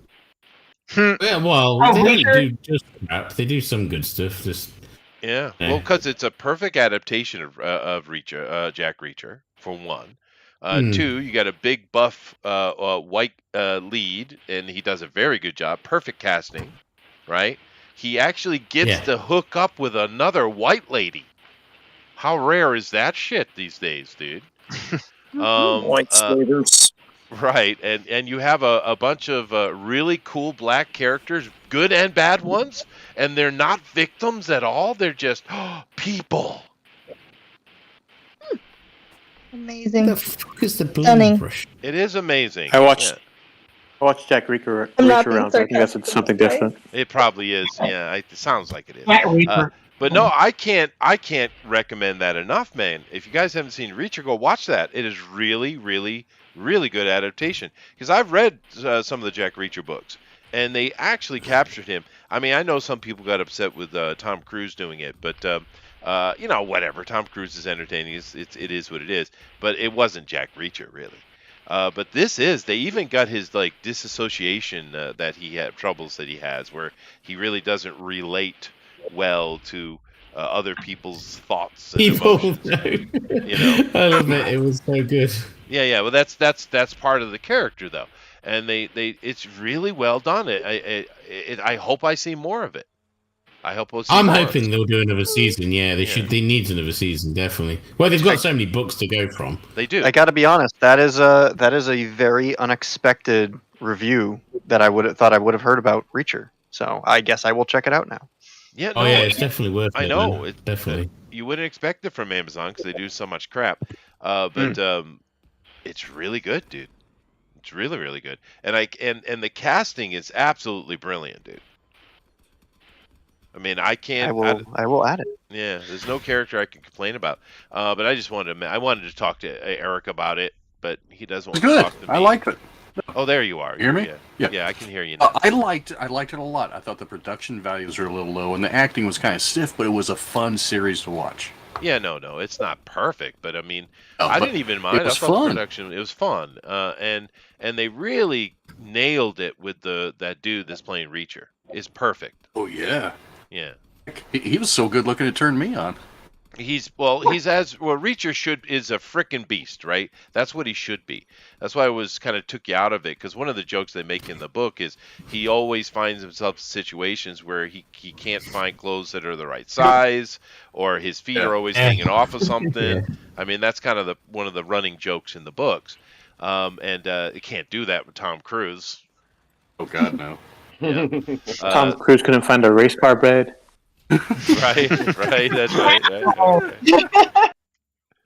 But they even have a couple scenes where he's got little tight shirts on. And he's pissed that he can't find something that fits. I mean, they just so whoever did this, I don't know who they are. Whoever did this has a true love of Jack Reacher.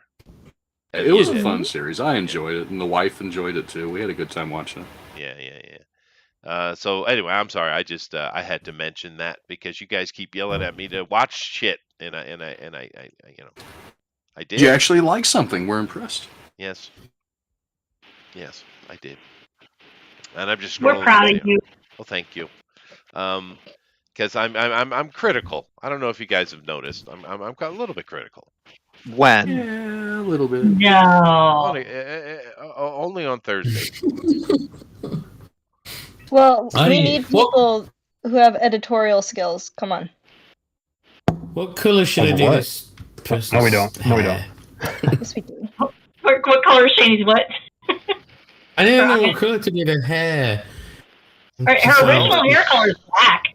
Yeah, well, and No. it's Vampire Hunter D, so you know. No, It's not. Good, man. Does not look like Vampire Hunter D. Yes, it does. Now that's how I imagine Shani in my head. That if you look at the cameo that she's got on the thing, she actually has black hair. I think everybody was expecting her to be a blonde, but she has black hair and 2 eyes. To be fair, doing it black makes it a lot fucking easier to color. You just There do you it go. black I and thought then of just you, Sweetie. walk off. It means I didn't do these extra random bits, so whatever. No, I just wanted to do some anime for a bit because I'm practicing. I did proper painting last night on Mike's show. Well, what was No, the I love topic it. last night? Scary clowns. Evil clowns. Oh, nice. Scary clowns. Yeah, Nice. I did a sexy Pennywise. Oh, Oh, God. he did. It was awesome. Ew. No, That's it why was it's scary. That's why it's scary, Chester. All right. It is scary, but it was still really cool. Oh my gosh, I'm looking at everybody's stuff, and I gotta say, it looks really good. It's so close to the characters. It is so close, and just seeing it, the way you guys do it, just makes me absolutely thrilled. It's amazing. Ron, could you do me a favor and back out? We've only seen little sections as we've been going along. Can we see the whole thing real quick? If you don't mind. There you go. Yep, that's Shani. That's Shani and Shani's got it all. Yeah, she definitely got to catch someone's attention. Oh, she's able. Trust me. And she's your narcissist, right? Yes, we often think about narcissists as being these really, mean people or something like that. They can be very nice. She is because she's in love with herself. Anything that makes her feel good about herself makes her feel good about you. So that's one of the attractions of Shani is she has skills. She's actually a very emotionally skilled person. And so she actually makes people feel great about themselves as long as you do what Shani wants you to do. And if you don't do what Shani wants you to do, you are going to be the most unhappy person on the planet. Okay. And she will make sure you never forget. Now, I have to ask a question that I've been wanting to ask the whole stream. Greg, hi. Hello. Hi. I've been watching your video game here the whole time, and I'm curious as to why we've been watching a video game the whole time. Oh, no idea. I'm just playing. Okay, cool. Sweet. That's pretty much it. Yeah. Well, it's a straight answer. Oh, he just put his cloaking device on. All right, that works. He came in for Gun Demon, stayed for the games. Yeah, they did. That's right. Well, this is probably a kind of representing the dystopian future that Rosa's book is set in, right? Pretty much, yes. If we went out further west, it would. I am also recruiting for the streaming team for this game I'm trying to put together. Oh, So are you there's really? that. Yeah. Need some people to blow shit up with. This looks PvP, so. Oh, yeah. Absolutely. What game is it? Yeah, which one is it? Crossout. Crossout on Steam. All right. Oh, are you going to just stream on it? Yeah, it's free to play, but it's also pay to win, too. There's a grind to it. If you win, I'm out. Straight away. It's the only pay to win game I've ever rationalized playing, really. But I you can't can grind. rationalize. You can grind to be competitive. You just can't play at the highest tier level, and it's not really important to do so. To be honest, I have a blast at the tier level that I'm at, so I don't have to spend like $3,000 on a build to go be competitive. I spent enough money in Warframe. Yes. Yeah, Well, no, actually, I didn't. That's interesting. Oh, with you can Warframe. earn all that. I've earned most of the platinum in that game. Sell all your shit to people for too much money. Oh, People there are you go, stupid. Yeah. Well, I remember when Warframe came out initially, and I played. Yeah, I do. That's I played it since I've beta. never played Warframe. I've I got a think it's beta. terrible. I've never played MMOs on. Well, the thing what it was, I played it, and it was all right. I didn't like the aesthetic, so I dropped it. And then a few years later, all of a sudden, it's like one of the biggest games in the world. And I'm like, what the hell happened? Oh, dude, if you remember what it was like Same. in beta, because I do, and it's changed a lot since then. Yeah, Because sounds back then it was the same tile set, it was just ships over and over again, and now it's like they've got open world bits, they've got spaceship battles, there's all sorts of stuff you can do now. It's a lot different. Good for 'em. Spaceship battles that got added. Now, I've been going through the art here and looking and talking to everybody, and Honey is doing animation.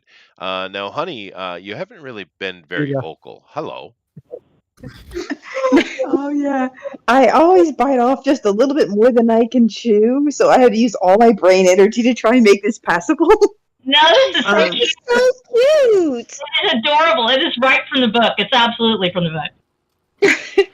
I'm so excited because I read my book. So this character is trying to taunt the bull? Actually, so the Watcher character, and this is Rose. Her hair is not quite as long as it's described in the book. I'm not that. The framing's hard for me. She looks adorable. It really looks perfect. It looks perfect.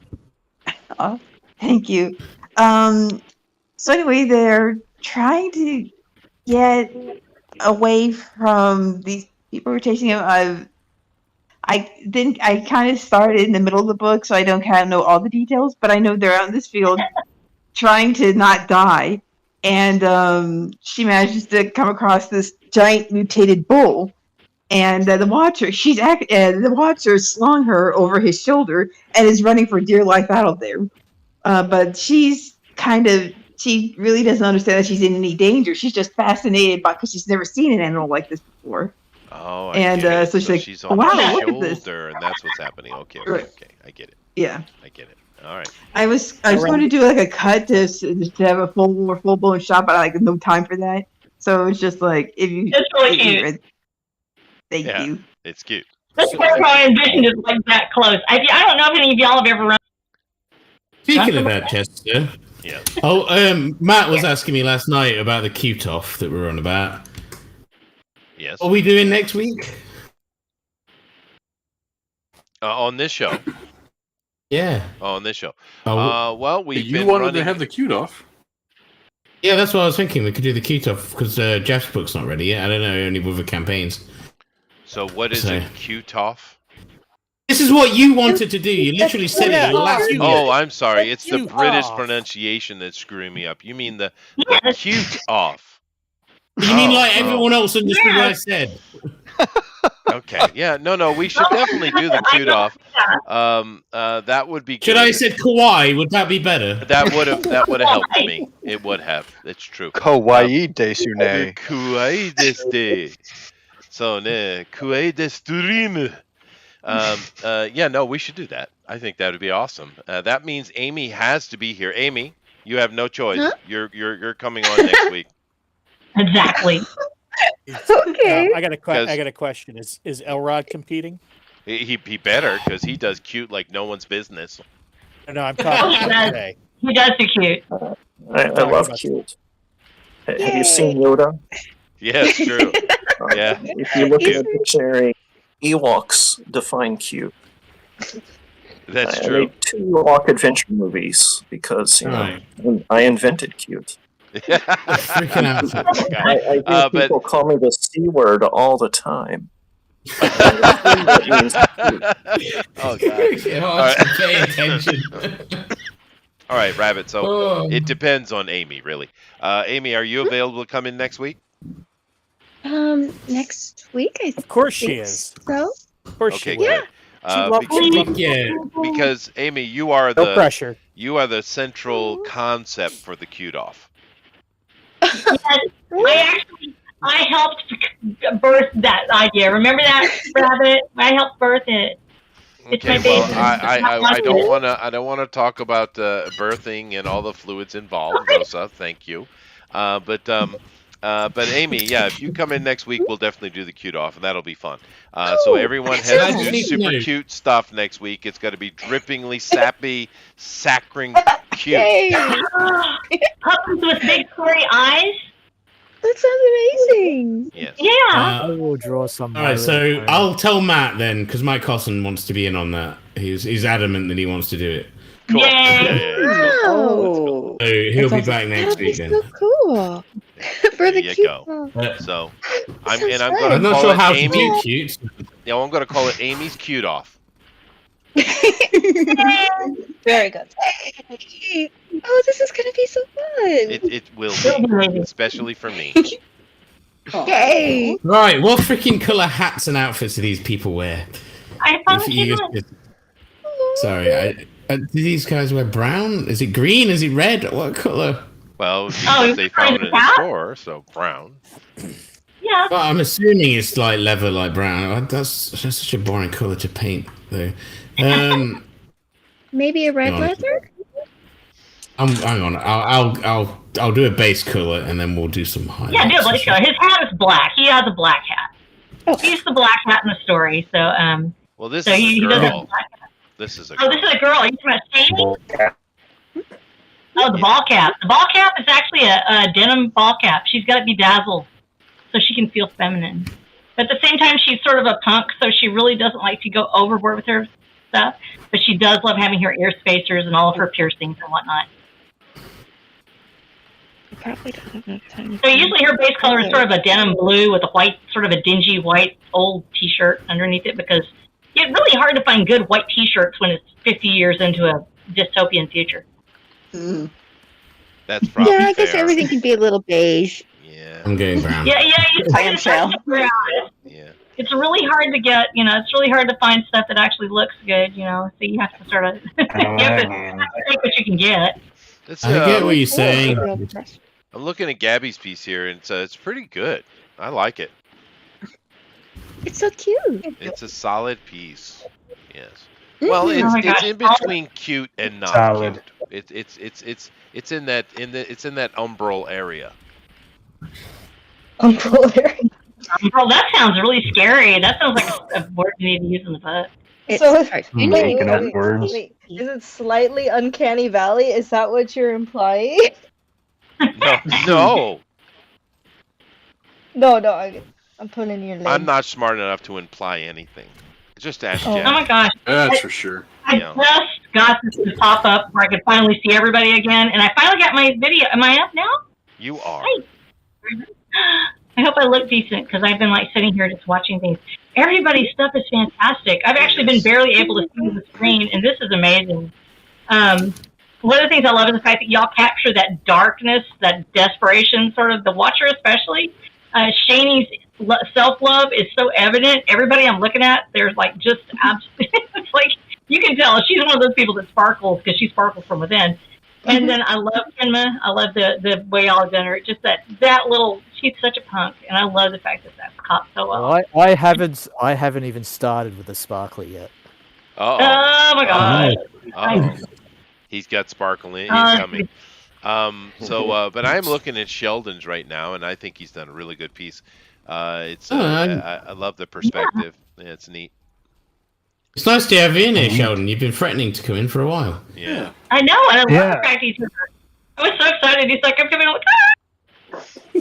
Hal's doing good too. Oh my gosh, I love the gun. I love the gun. Ah! So great. It is. We do have. Although a lot of these guys who got themselves in portrait mode, I wish they'd switch to landscape mode. I actually got stuck in portrait mode because we had to publish so fast that my formatter was landscape mode. You press landscape mode in your, you Uh-huh. go up to the That's top of right. your smartphone, you pull down, and it gives you a bunch of options, and you choose the landscape mode. All right. Oh my gosh, I love the Going fire up on yours, Kenma. That's amazing. phone. Thank you. So awesome. Landscape. Is that with those three dots? I need to. Yeah. Yeah, you No, put the on dots your up. phone. On your phone. It's got to be done on the phone. Oh, straw pulls right. There we go. Like See in there, settings? see there, Sheldon. Now you're full screen and you're badass. It's perfect. Oh, Thank you, sweet. sir. don't like this stuff. Thank you. Listen to him, Sheldon. You're a badass. I wanted to before be- that. And then he pressed the button and he's gone. He dropped. It's not my fault. Thank you, Eric. Yeah, there you go, Sheldon. So Yeah, that's awesome. much better. Much better. Thank you. Oh, there you go. Yeah. Yeah. Sweet. Yeah, Gabby knew what she was doing from the beginning, so she needs no I love chastisement. what she's done. She's Thank able you. to figure that out. Alan Good. does it. Gabby's better than you. That's right. Yeah. That's so cool, though. It is cool. Yeah. Andrew's doing some. He's causing earthquakes on his computer. Oh, there it is. Yeah, that's a cool character, Andrew. It looks really good, dude. Thank you. Yeah. She's. I just flabbergasted. I love this. This is so cool. All the stuff I don't know how to do is like it's being done. I'm just so excited. And yes, we do have. I call it a heat ray. I was informed it's actually a magnetotron. We do have handheld energy devices that do show up later. yes, we have to. So not all tech is dead. You know, if you put something in an EMP-proof box, you can make it last for indefinitely. And perhaps they can find some of that stuff out there, and they do. And so they come across little bits and bobs of tech out there that they actually can utilize for their own purposes. And of course, in a world that has dying tech, it also has a lot of glitches. One of the things I really wanted to do is, because whenever I read Cyberpunk, I love it, but at the same time, I'm concerned about the fact that nobody ever seems to have the blue screen of death happen.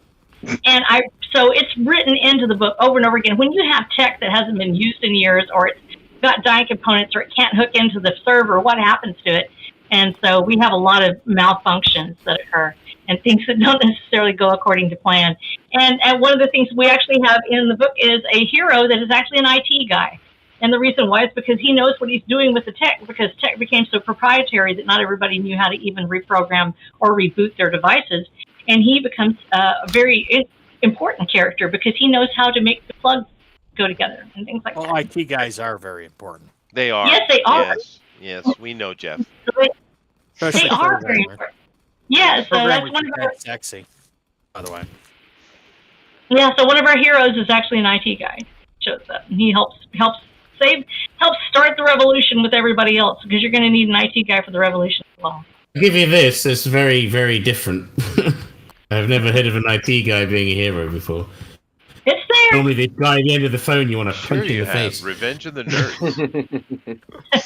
Skywalker. Heard that. R2D2. Wicket Warwick Ewok. Well, yeah, D2, yeah, okay, I'll give you that one. If I phone up for IT support and D2 answers, I'll be okay. Yeah. Well, all right, There's even Jesse. heroes like C-3PO. He's in character. I've got to answer. I don't know what to do with this hat. I gotta say, Rose, you were talking about how I guess it's time to... Oh my goodness, what's happening? Go ahead. Can I help you, sir? I just noticed the time's getting a little short. I should probably wrap this up. Yeah, no, you got 8 minutes. 8 minutes, yeah. You're doing good. Oh, good. 8 minutes? What? Who told us we only had 8 minutes left? I've been giving your time all along here, guys. Last I heard was 40. That's what I heard last. Well, I'm glad it's moving along quick. I hope I didn't bore you to tears.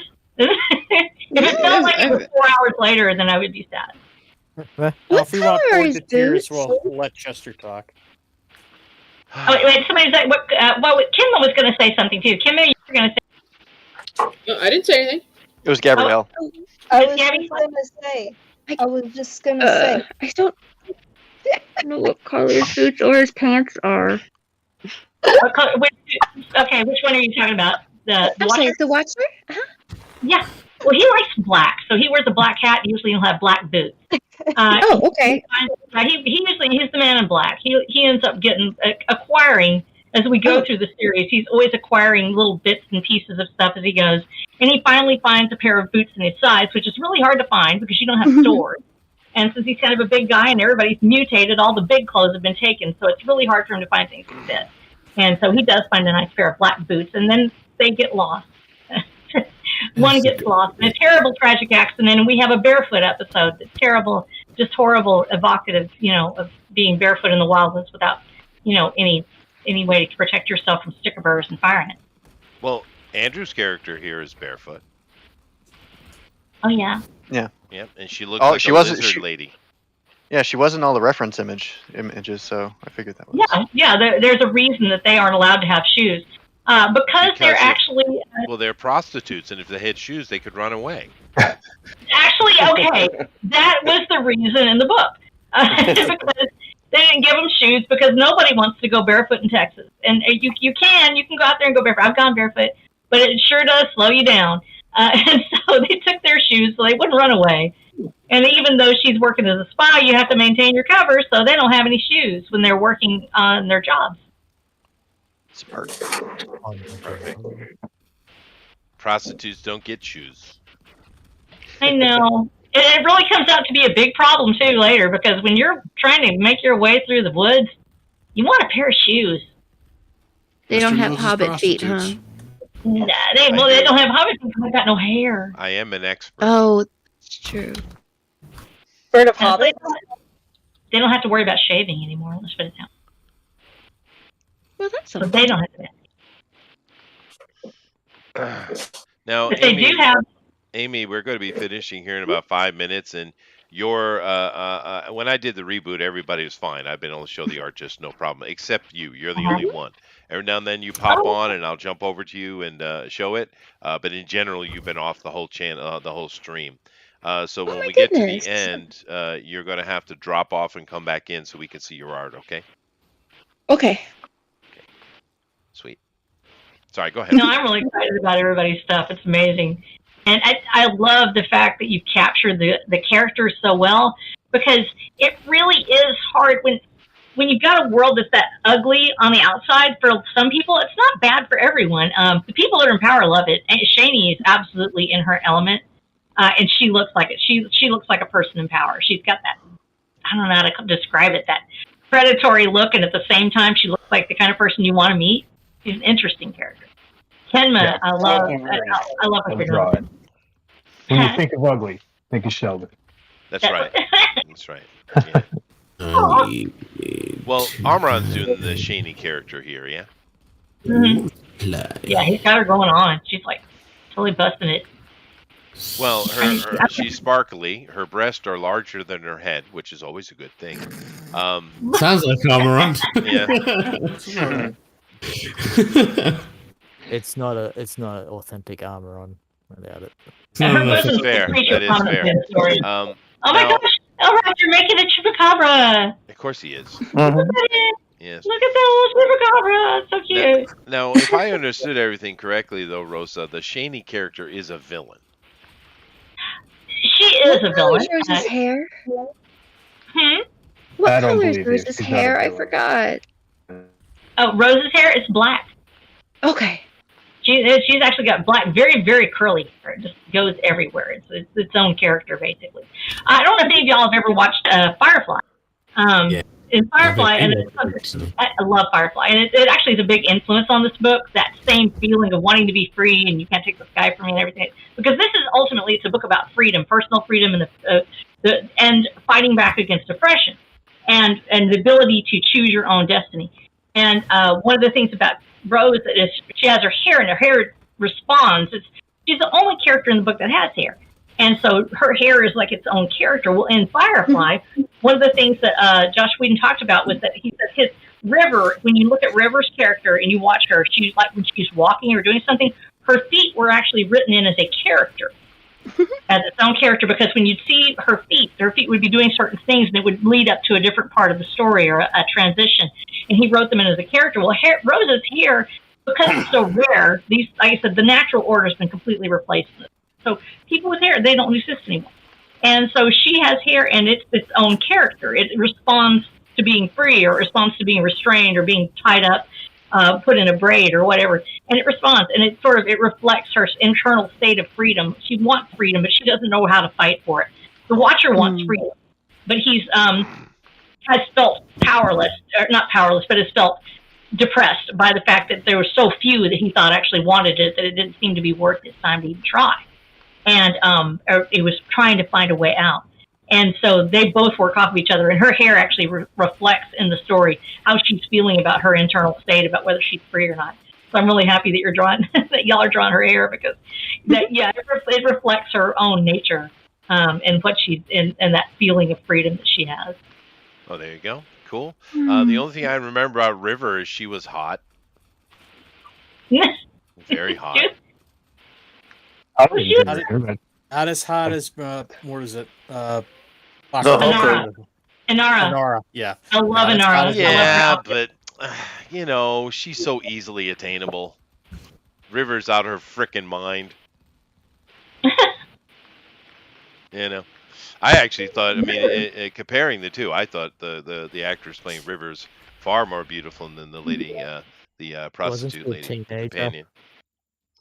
Yeah, the thing that's weird is we're talking about this. Like, you remember that's like when Joss Whedon could actually make good stuff before he ruined everything he touched. He's made good stuff before, sure.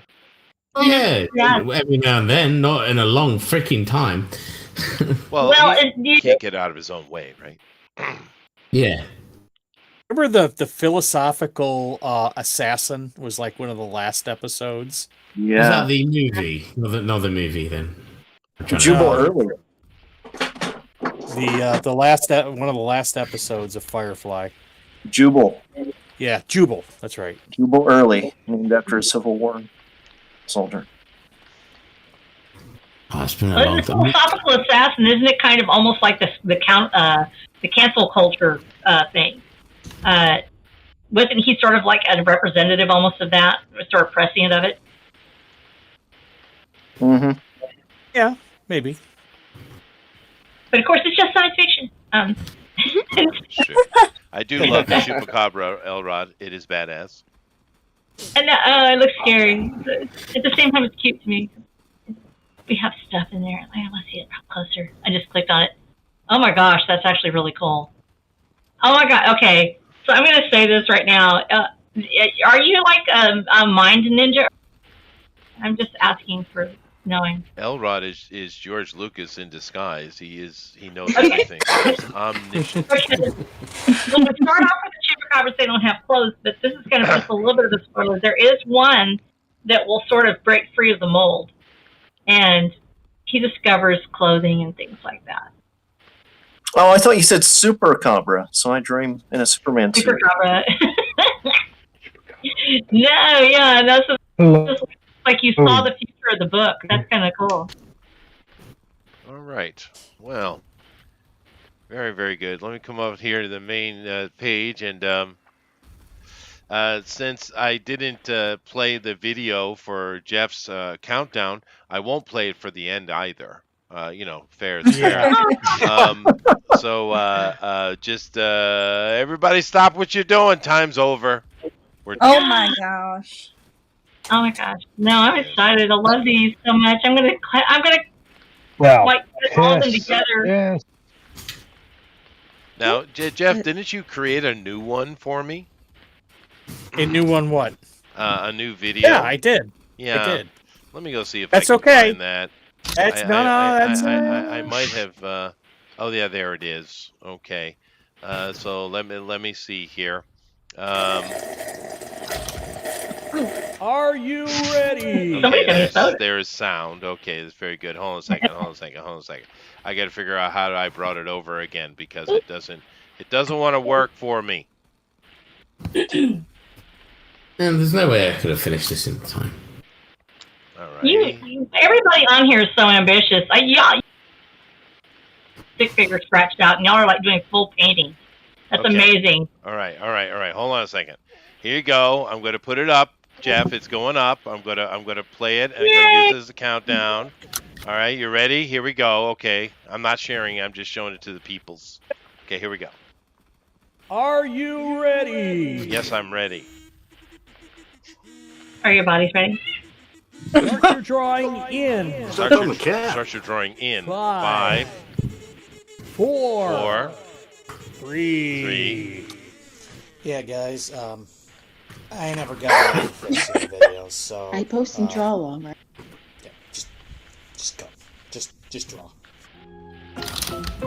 Oh, this is amazing. So much good stuff. I'm serious, guys. Can I Hold if you on, have that, Rosa. Okay, go ahead.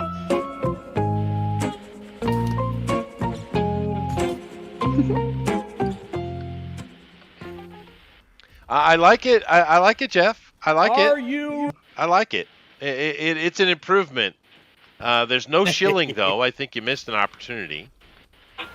Did you like the theme song? I did. Yes, I did. That's good. Hopefully, I won't get any copyright strikes. I probably will. That's okay.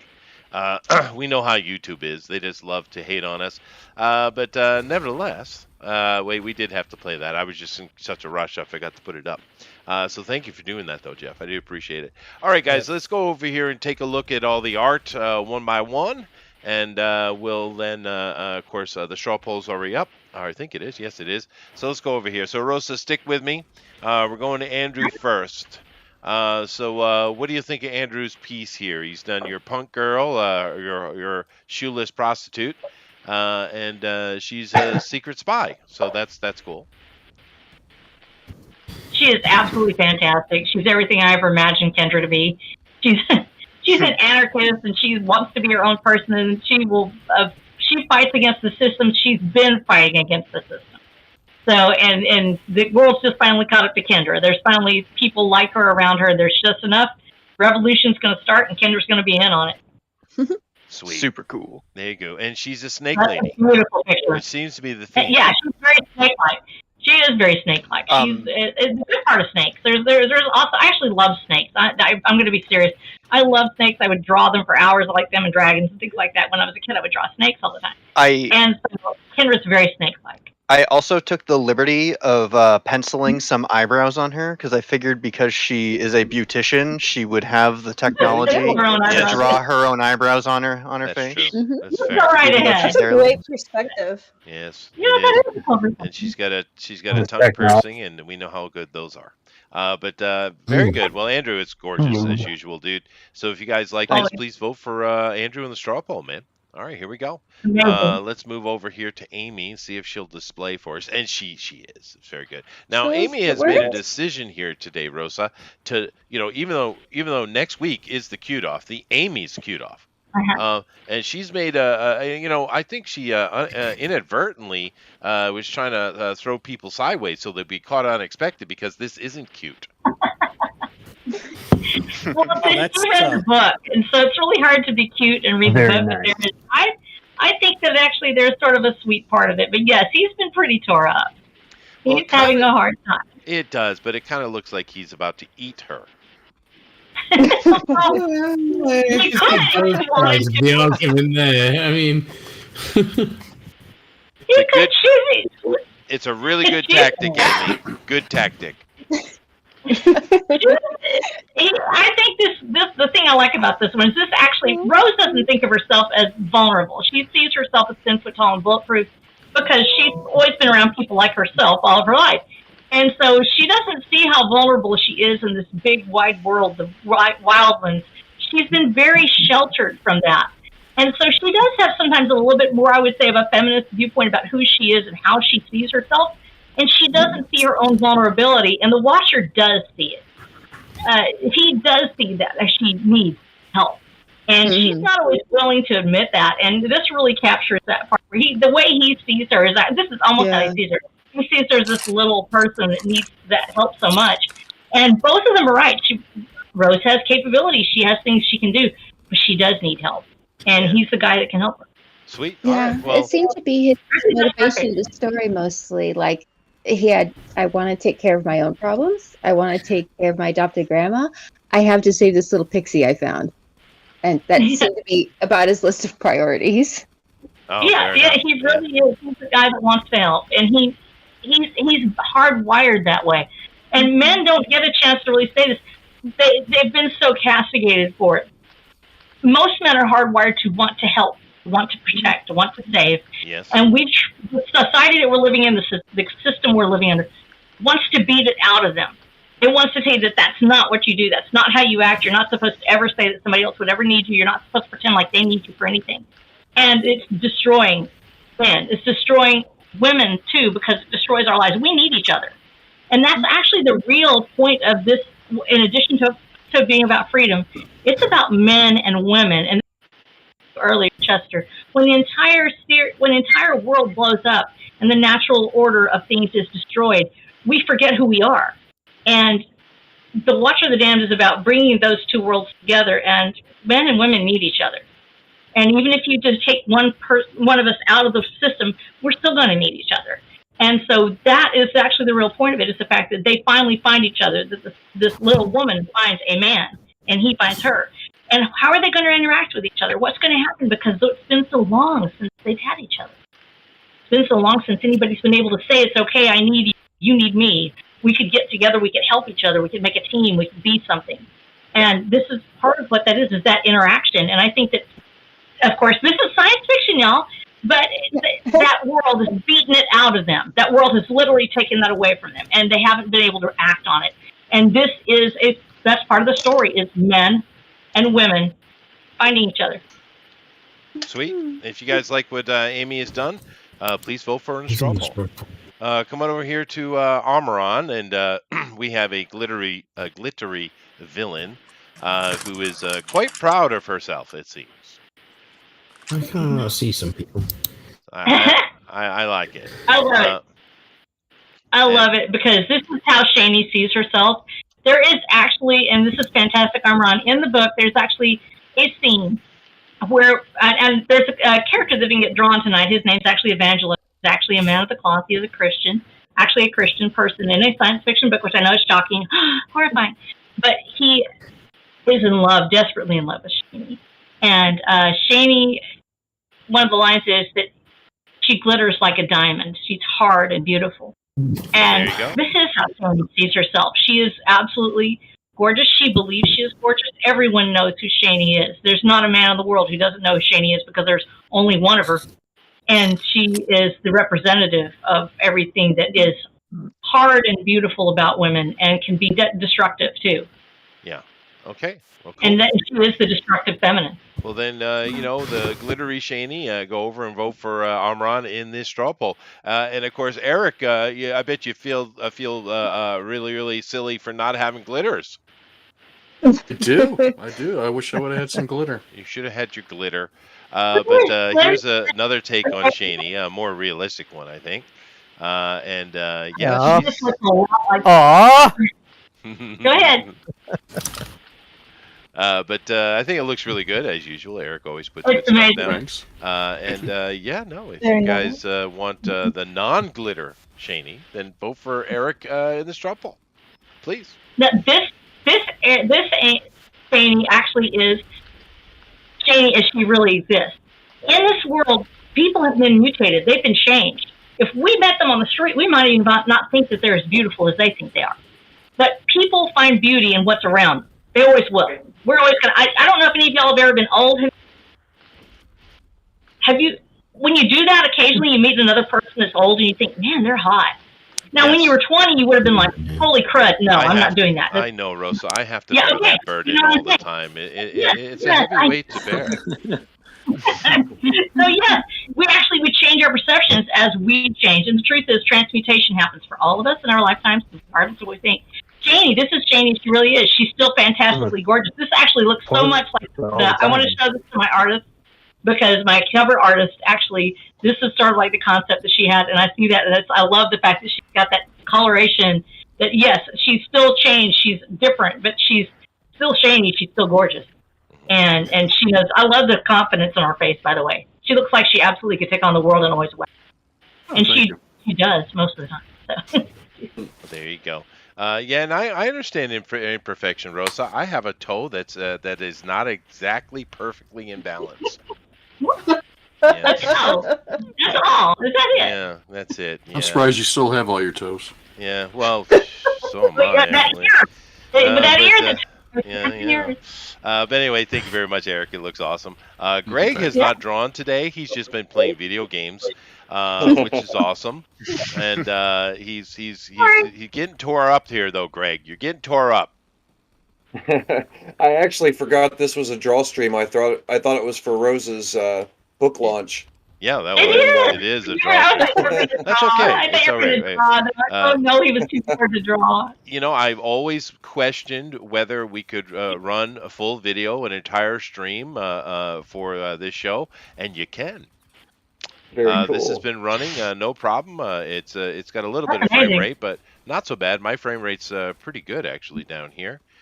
So it's been running pretty consistently, so that's good. That was a nice test for me, Greg. I want to say actually for Greg, that was really an awesome homage because gaming has been a huge part of my life.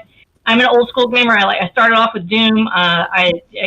Even before then, I'm not going to lie. I'm old. I'm really. And so I started off with Atari doing Pong, and then I worked my way up for Doom and Super Mario and Mega Man and all that stuff. But I really love this first-person shooters, and I love Fallout and Dragon Age and these other ones. And so they influence the story deeply. And in fact, there are a lot of Easter eggs in the story that are gaming Easter eggs. And if you've played the games, you'll recognize some of the taglines from the games themselves or the situations they're in. They do show up. Right. So it's actually really cool that you were gaming because gaming's been a big influence on the story. Well, I do have a game in the works called Damnation Derby that is in this genre. and that's so it's cool. going to take. We don't know how long it's going to take to develop it and everything right now at this point, but it's in the meanwhile we're basically playing the shit out of this game and and get starting to build a little bit of a community for it is what we're trying to do for our that's gaming great. side. We've got Captain Doombeard we've teamed up with to do some gaming and gaming streaming and some other stuff. So we're just we're doing a lot of things at Brain Cage. It's multimedia. So Yeah, no, I think it's cool, dude. unlike I like it. Nintendo. Yeah, I like what you guys are doing. Yeah, this Thank you. this game looks fun too. So It actually is very fun. It actually is, especially when you have a team. It's pretty rough when you're alone because you have to rely on the randos, and right, like of any course. PvP game, Yeah. It's always randos true. can suck. Yeah. Reminds me Well, a I bit might of have to see if auto I've got enough bandwidth. I may see if I can hop on and see if I can stream with you. Hell yeah. I do Yeah, that. I'm Ron, trying you to said put it together reminds you of what? Team of 4. Auto Assault. That okay. that car combat, post-apocalyptic car combat MMO that was short-lived.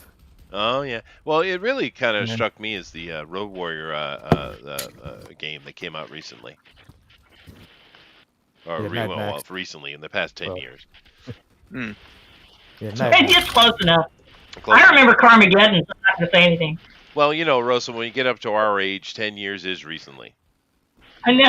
Right. It's really sad. Yeah. So, When I got shoes that are older than some of the people on the stream, I'm like really sad. I'm like, Oh, it's true. Actually, for me, it's socks because I don't wear socks, so they just been sitting in a box for 30 years.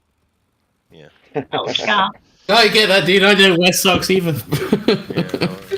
No socks, no underwear. I thought it was just me. No, I never wear underwear. I hate underwear.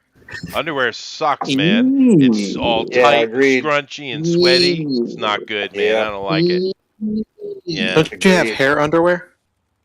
No, I'm Man not. I'm does. actually He just- perfectly he just balanced with weaves my it. hair distribution. Just so Oh you my know. gosh. Yes. I know it does like. Yes. Scratch. I'm not a Sasquatch. To your whole button. Yes. A Yeah. Sasquatch. I'm not a Sasquatch. And Greg's dead. I've actually seen pictures of you. You're pretty close. Yeah, No, it's still I'm holding on. tall. I'm just not hairy, But yeah, I'm anti-underwear. I am. I'm On against fire. I thought you looked like a He-Man Speedo down there. it. Maybe. Why was it tripping out of my head now? Why would you say that? Yeah. Terrible. Well, actually, one of the things I really liked about the Jack Reacher is, and Thunder caught that immediately, because when I was a younger man, I looked a lot like Jack in that show. Of course, I'm older now. I don't look like that as much anymore, but nostalgia. I used to be a big old brick when I was younger. Anyway, moving we all on. looked like Jack Reacher back in 32. Well, no, I was I a hate big to old say this, football player. Jeff. Oh no, never mind. I thought you'd missed somebody. No, I'm not done yet. I'm trying to move on. All right, so we have Honey here, and Honey's got a bit of animation. It's pretty cool. We understand the scene because they explain it to us. It's I like it, and we see some of the people around here do animation. Of course, no one defeats Elrod in the animation because his is practical and live. I love this. I absolutely love this because this is actually a scene from the book, and I was so excited because Honey goes, "Can I use a scene from the book?" And I was like, "You read my book." Yeah. I have readers. It's like it still is an amazement to me. It shocks me every time when somebody says, "I read your book." It was and they'll say something. I mean, they'll say something really nice about it, and I'm like, "You read my book. I love you so much." It's like, I love you for doing this, and it does. It looks just like I imagined it in the book. It really does. It's so cute. It is cute. I got the book. I got halfway through the book, and apparently she picked up the book and picked up where I had my bookmark and finished it. So I read the first half, and she's read the back half. So between the two of us, we know everything that happens. I And didn't want to this is spoil what it for either of sisters us. do. All right, fine. Yeah, That's right. Yeah. But I think it's great. So if you guys like it, go over and vote for Honey in the straw poll. All right. Moving on here, you can't vote for her, but of course, wow, Kima, badass. Why nobody vote for Kima? Because you can't vote for Kima. Thank you. She has disallowed us from doing so. But it's so fabulous. Look at it. Oh my god. This is amazing. Well, she's a regular on Mike's show. I get it. She is, but she's not at the same time. I was going to say I am. But Kimber, we both need to be on there at some point with the fan. We'll slowly take over the show. Yeah, I'll get there eventually. This is amazing. This once again, there's actually a scene in the book where he's coming through the fire, and there's all sorts of crazy things happening. And this is so perfect. It looks so much like I imagined it. And it's weird when you're writing a story. I illustrated some because I had to block things, or I wanted to know how people look, and I ended up illustrating more because my publicist said, "Go ahead and do it. You'll have pictures, but people will be glad. People that don't like to read will look at the pictures." So I was like, "Okay, whatever." And so, but to see it done by an actual artist, that's like not me. And it's so cool. And just to take that flaming, that apocalyptic person, and he really is. He's a very dangerous guy. He is a dangerous thinker. He believes he could be free, and he also believes that some people need to be killed. He's a bad man, and he's pretty. Yeah, that's And right. I know. Yeah, well, you got to have that. Yeah, well, thank you very much. I Kima. love It looks great. Yeah. Now Rabbit is showing us a sorry. sexy Pennywise. There it is, There you Vampire go. Hunter D. So very good. So I don't know how the Vampire Slayer it has anything to do with your book, Rosa, but it looks great. I kind of feel like saying, we're about at that minute. Fuck you, Chester. Oh, thank you. I've been waiting. I've been trying for a while, Eric. I don't know. People got patience today with me. I don't know. It's rare. Which way looks better, that way or that way? Pick Yeah, a the other direction. way. The other way. Not this way. Yeah, that That's way. cool. That's better. That's cool. Yeah, I like that one for some reason. I like that one better. Huh. Yeah. No, it's weird that you flip them and all look so different. But yeah, I love this because this is how I imagined Shani before the happening. This drop dead gorgeous, absolutely vicious character. And she is a good shot. I wanted her to be somebody who had trained all of her life. There's a thing down here. We actually do it here in Texas called shooting sports, where you get on the horse and you actually ride and shoot at the same time. It's riding shooter competitions. And so you have to be, it's kind of like barrel racing, but with guns, and it's freaking fantastic. And Shani actually was in that. So she has the skills, and this is how I always imagined her, just being about to pop somebody off. And that's just great. She has it in her. You know, I love it. I think it looks fantastic. Well, so do I. Rabbit stuff always looks good, and it's neat to see Rabbit go back to more of an anime style, because he's been doing quite a bit of photorealistic type of portraits, which are freaking epic. But it's neat seeing you both go I'm back. trying to more. get better. No, I'm trying to. and I appreciate that, dude. I do. Are you on the straw poll today or not? What's the point? All right, so you can't. Jeff, is Rabbit on the straw poll? No, he is not. No, dude, I'm on Mike's show every week. I'm not a guest. Fair. I'm No, I get on it. Mike's show. Yeah, he's on. That's the reason why. So. All right, let me keep moving on here. I gotta press. We're getting on time here. All right, so let's go to Elrod. Is Rabbit on the straw poll? All right, now someone's echoing me. Someone has turned on their volume on their YouTube. Oh, good, it's off. All right, so we got a chupacabra. Oh my gosh, teeth are so great. Look at that tongue. Oh. Era Taco Bell. I'm sorry. It's like you read my mind, because it really is. There's a chupacabra that thinks of himself as a superhero, and it's gonna happen, y'all. There you go. Save this for the future. All right, amazing. someone needs to turn their YouTube off because you're capturing me twice. All right, now it's off. Okay, good. So someone did. Excellent. But Elrod, it looks really good, of course. If you could do me a favor, take a quick snapshot and drop that on the Discord so I can show it more clearly, please. But it looks really good. It is. It's cute. I'll get my team working on it. Brother. Thank you. Thank you, Mr. Lucas. I love that puppet so bad. I know. I don't know what's going on here. Oh, girl, I want that. I'm telling you. And my deathbed, please give it to me. Remember, children, abandon God. Only Pandaba is real. That's true. That is true. If you like what Elrod has done, please vote for him the straw poll. All right, let me try to keep moving along here. Oh, we got here's a good one. We have Miss Gabby. Hello. Very nice. Hello, rose. can you hear me? We can hear you. Yeah. How are you? Hi. Love your little Rose. Oh, she looks so adorable. Look at her little. This is Rose in the Wildlands. She's out there. She's trying to shoot her way through the world, and she's trying to make it on her own. And she's got her little coat that's too big and everything. That is so cute. I love the pockets sticking out like that. She's got stuff in there. Yeah. She likes to gather things. She actually. Oh, I like your nails. Your nails look thick. Of course, you noticed the nails. Yeah, but of course, it's a great smart Gabby. Thank you. Adds character. It's so cute. It does add character. You're right. And I love the fact that she has these really pronounced. She's almost Creole, and she has those great eyebrows. And I really love the fact that you made them. They're very expressive. That looks like her. That really does. That's amazing. Thank you. I really enjoyed drawing her hair. I love drawing curly hair. And nobody wants to make curly hair in stories, but she has just loads of it. It's like it frizzes out. It's just everywhere.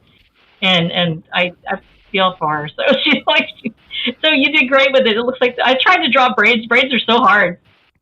You have to do it just right. You have to make the little shoop with it, and they're really hard. But you did fantastic with it. Yay! Yeah, actually, my dad's side of the family is all Creole. Are they? Yeah. Yeah. Rose is actually Creole. She's different groups. Yeah. Well, anyway, thank you very much, Gabby. If you guys like what she's done, and it is awesome, go vote for her in straw poll. Let's see who else we got here. Thank you. We got Sheldon, of course, and he needs to go back to his landscape.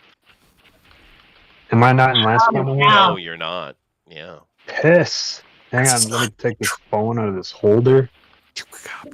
Yeah, you're doing like me. I had to do that like 3 times with mine when I was trying to show mine to turn it. Yeah, like I don't know how. Yeah, this is you my just first press a time button. on a- You got it. There you go. Perfect. Okay, perfect. Okay, It's absolutely epic. It's a really, really good piece today, Sheldon. This is so. Look at this moose. She is okay. There is a point where Shaney becomes Shaney, the evil tyrant. There's only one thing that Shaney loves more than Shaney. Shaney loves horses. I love the fact that this sort of captures that horsewoman. She's strong. She's got, but at the same time, that's a noose, y'all. Somebody's fixing to die. Yeah, no, someone's yeah, no, it's really, really good. Thank you very much, Sheldon. If you guys like what he's done, please vote from the straw poll because it's excellent. That's so gorgeous. It's really, really good. Oh my gosh, that's amazing. And we got one more left. I'm pretty sure I got everybody. Yeah. Got one more left, and that is Alan, and he's still in portrait mode. Not landscape. Thank you very much, Alan. I have an old, ancient iPhone 6. There's no button. Oh, fair. Okay, fine. That's fine. In there. They're so bad. It looks badass, though. Of course, this is the It is Watcher amazing. himself. Yes. Oh yeah, it's the Watcher, and he's got one of his weapons he's going to use. And in fact, he will use it in a chupacabra battle. Because sometimes you run into more than one chupacabra, and you need a little bit of extra help. And so, what better way to do it than to roast him with a heat ray? Yeah, there So you this is fantastic. That's perfect. And he looks like he's enjoying himself so much because sometimes you just love to go kill something. He really enjoys killing things. He's a happy killer. All right, guys. That's Of course, we got amazing. another great piece from Alan here from the Hollow Comic. So if you like what he's done, please vote for him in the straw poll. All righty. Well, I'm going to come over here and I'm going to take a look at. We did have a couple of draw-alongs. Even I wasn't pushing it for this one because it's a book. But we did have a couple of people who actually did that. So I appreciate it. It's more than a year. It's okay. So let me go ahead and bring this over here and we'll take a look at it real quick. Well, this was also on really short notice. We only had about, 24 hours? It was pretty quick, yeah. 24 hours. It was really fast. Well, anyway. I meant to post the stuff earlier, but I was tired and busy. Okay. But we have a watcher here from Jason Gonzalez. He's pretty ratty looking, and I think it's perfect. And I hope he finishes, Jason. It's pretty cool, dude. Oh, that is amazing. He looks like he's about to beat the crud out of something. He's got the look on his face like you know that he means business. Like you just hacked me off that one last time. That's it. That's great. Yeah, it It's looks amazing. really good, Jason. Thank you. And of course, we also have an entry from Blue Moon, which is awesome. So let me bring this up Blue on the Moon, screen. yay! Oh, we got Western music. Well, does that mean House has to have Western music instead of Mexican. Yeah, we didn't do the music, did we? I don't know. I mean, it does take place in Texas. They could you do Mexican music, right? No, it's actually Texas at the time is going to have Spanglish as its official language. Ironically, I am still in Texas. Oh, we need some more votes. People vote. Keep voting, people. Yeah. We've got to. We got another one here from Blue Moon. This one right here is the one he went and animated. It looks really cool. There's definitely a desert mutant going on there, and of course we got a sheriff. Yeah. Holy cow, that's awesome. It is awesome, man. Blue Moon's cool. All righty then. So thank you guys for doing that. We do appreciate it. But let me come back over here to the mainstream. And let me go vote myself, and we'll try to move this along here a little bit. So let me see here. There's my straw poll. There we go. Perfect. All righty. All right. So it says, who won Drawn and Quartered Fan Edition, the Watcher of the Dam contest? Well, thank you very much, Jeff, for putting all this together. And let's see what my choices are. Howl, Chupacabra is nothing to mess with comics. That is a fair point, Jeff. It is. You don't want to mess with the Chupacabras. That is true. Eric, okay, Chupacabras beat zombies. Hawkins, not sure. Yeah. Amy, nice Amy, what's the Chupacabra? Lester. He's from Trap Gordita. It's a fair question, Amy. It is a fair question. It's still officially a cryptid, but they seem to like to eat the chicken, kind of like me. They eat chicken and they eat goats. They love goats. In Texas, they're called a goat sucker. Well, I don't associate with goat suckers, Rosa. Wise man. Yes, wise man. Thank you, Gabrielle. We eat chupacabras now and again. Geski, do you? Are they tasty? They taste like chicken. They're big gamey. They're big gamey. Yeah, no, I kind of figured. Big greasy. Yeah. I also have Andrew. I'd rather date a chupacabra than Chester Fleming. Now that would be a hard choice for Andrew. It's tough. I have to admit it. It's tough. Yeah, and of course, there's a big difference. Chupacabra about 1.5 feet tall, and I'm 6'3", so Oh no, these chupacabras are a little bigger. These are a little bigger. They're big bad. But you mull it over, Andrew. Let's see. Boots with a dress is a bold fashion statement. Omron. That's fair. That's right. That's fair. I draw boots on Chupacabra's honey. Yeah. Okay. Let's see. Sheldon, Star Wars would be better with Chupacabras and X-Wings. I agree with that 100%. Though. I do. I would be all down for that. Yeah. And then last but certainly not least, we have El Rodimus. I date an irradiated George Lucas Flash. He would. What? It's the bullfrog thing. It's too sexy for El Rod. Oh my god. That's amazing. It is. Yeah. Good job, Jeff. That's one of your better ones, dude. All right, let me see here. I'm going to make my vote, and it's a very easy one. So I'm done. Oh wow. That was fast. Let's see. I'm so excited. I'm so excited now, dude. Ooh. What is it? Ooh. We have a winner at the minute, but your vote tied second place. Oh my god. Well, it was already tied, really. Well, it's even more tied now. Yeah, it's like super tied. It is super tied. Yeah. Let's go. Tide pod. As long as we're not eating Tide. Yeah. We just had another vote come in. Okay. Now, if we can get like 25 votes, that'd be great. Yeah, no. You can leave it longer? I will leave it a little bit. I'm getting super tight on my time, though. So I'm going to have to roll this along here. We should probably call it. Thank you. Yeah, call it. That's cool. I'm cool with calling it. I shall call it. All right, then. So I'm called it. You're going to call it? All right. Good. We have a winner. Oh, wait, Eric doesn't win again. Oh, poor Eric. But I didn't get to draw scary clowns again. Shoot. I was fun. I enjoyed playing scary clowns. Yeah, no, actually, that was a good picture you did with the sexy Pennywise. But we do have a winner, guys, and it's cool. It actually leads into next week, and I'll get to that in a second. But first of all, I want to say thank you to Honey, Howl, Erotimus, Armoron, Andrew, Sheldon, Gabrielle, and Eric. As well as Keenma and Rabbit, of course. Thank you all for coming in. We do appreciate it. Great art, as usual, guys. Absolutely killer. It's so fun. I think, it was fun. And I think it's neat, too, because we've never done a book before. It's different. I like it. This was really a lot of pressure. Well, I think though. it's cool, though. Yeah. But anyway, we do have a winner. And Amy, what's a chupacabra? Lester is our winner. So claps, please. Claps. Claps for everybody. Yeah. Very nice, Amy. That means you get to come and join me on the Pro Edition next week. Yeah, so Amy, you got to have a very busy week. Next week, you're going to be doing the Pro Edition, and you'll be doing our edition because this is a perfect lead into the Amy's Cute Off. I'm going to warn you right now. Yeah. I will tell you the subject as soon as I know, but Mike is terrible at picking a subject early.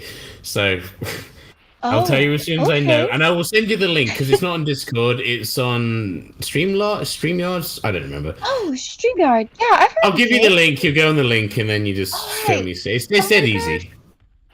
And you get to say hi to Mike. You can come and say hi to Mike and everybody for fun. Oh my gosh. Yeah, say a good night. Cool. That would be awesome. Yeah, I think so. Awesome, Amy. Congratulations. And I'm looking forward to next week, I think, Rabbit. I really am. I want to see what Eric does for cute. I'm curious. I'm going to do nightmarishly cute. I don't know how to do that. I don't know yet. what I'm going to draw. Maybe Baby Yoda. I know what I'm gonna draw. Yeah, well, Jennifer Connelly. That's fair. Yeah, that's it.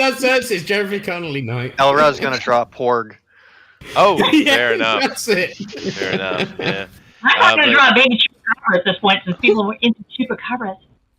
Or a ninja I'm gonna chupacabra. draw that's Jean-Luc Picard with hair. Ooh. That Oh could be dear cute. God, no! That sounds terrifying. But I think it would be interesting though because we have all kind of distinct artists over here that do their own thing. Yeah. But it's not a lot of cute. It's not cute, right? So it'd be cool to see It's these my things in general. Pennywise. Is this not cute? My Pennywise clown. That's cute, right? No, it's demented and wrong, sir. Those are the disturbing I can draw cute. Being cute. Well, I I'm think sure it's you neat when all you can. When you have kind of Yeah, a I broad know. topic, it allows for a lot of interpretation, and that's really right. fun because we can see everybody be really creative. Amaran, what do you got to do for cute? Take a selfie. There you go. There you go. All right, guys, I got to wrap it up. I'm getting really tight on my time here. But let's go through real quick, and we'll end up with Rosa, but we'll have you go last. Well, technically, Jeff will close the show. But anybody else have anything they want to promote or talk about before we get to Rosa? Yes. Okay, go ahead, Red. Yay, do All right. it. Come and find me on the Funky Monkey Frat House for custom commissions, NFTs. NFTs. And find me on the usual Twitter, Instagram places. I'm sure everyone knows where I am by now. And if you drop want any boobs on them commissions, NFTs? book covers, or anything doing colors, even just DM me. Sweet. I'm And free don't for. forget- Sweet. Don't forget we've got an album coming out. Andrew, what you got, dude?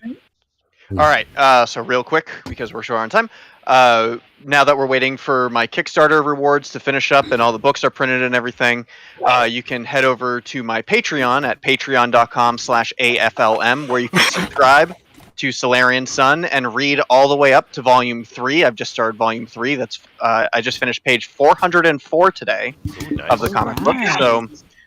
So we're pretty deep into the world, and we're pretty deep into the story. And then if you want a taste of Solarian Sun, you can go read a portion of it for free at solariansun.com.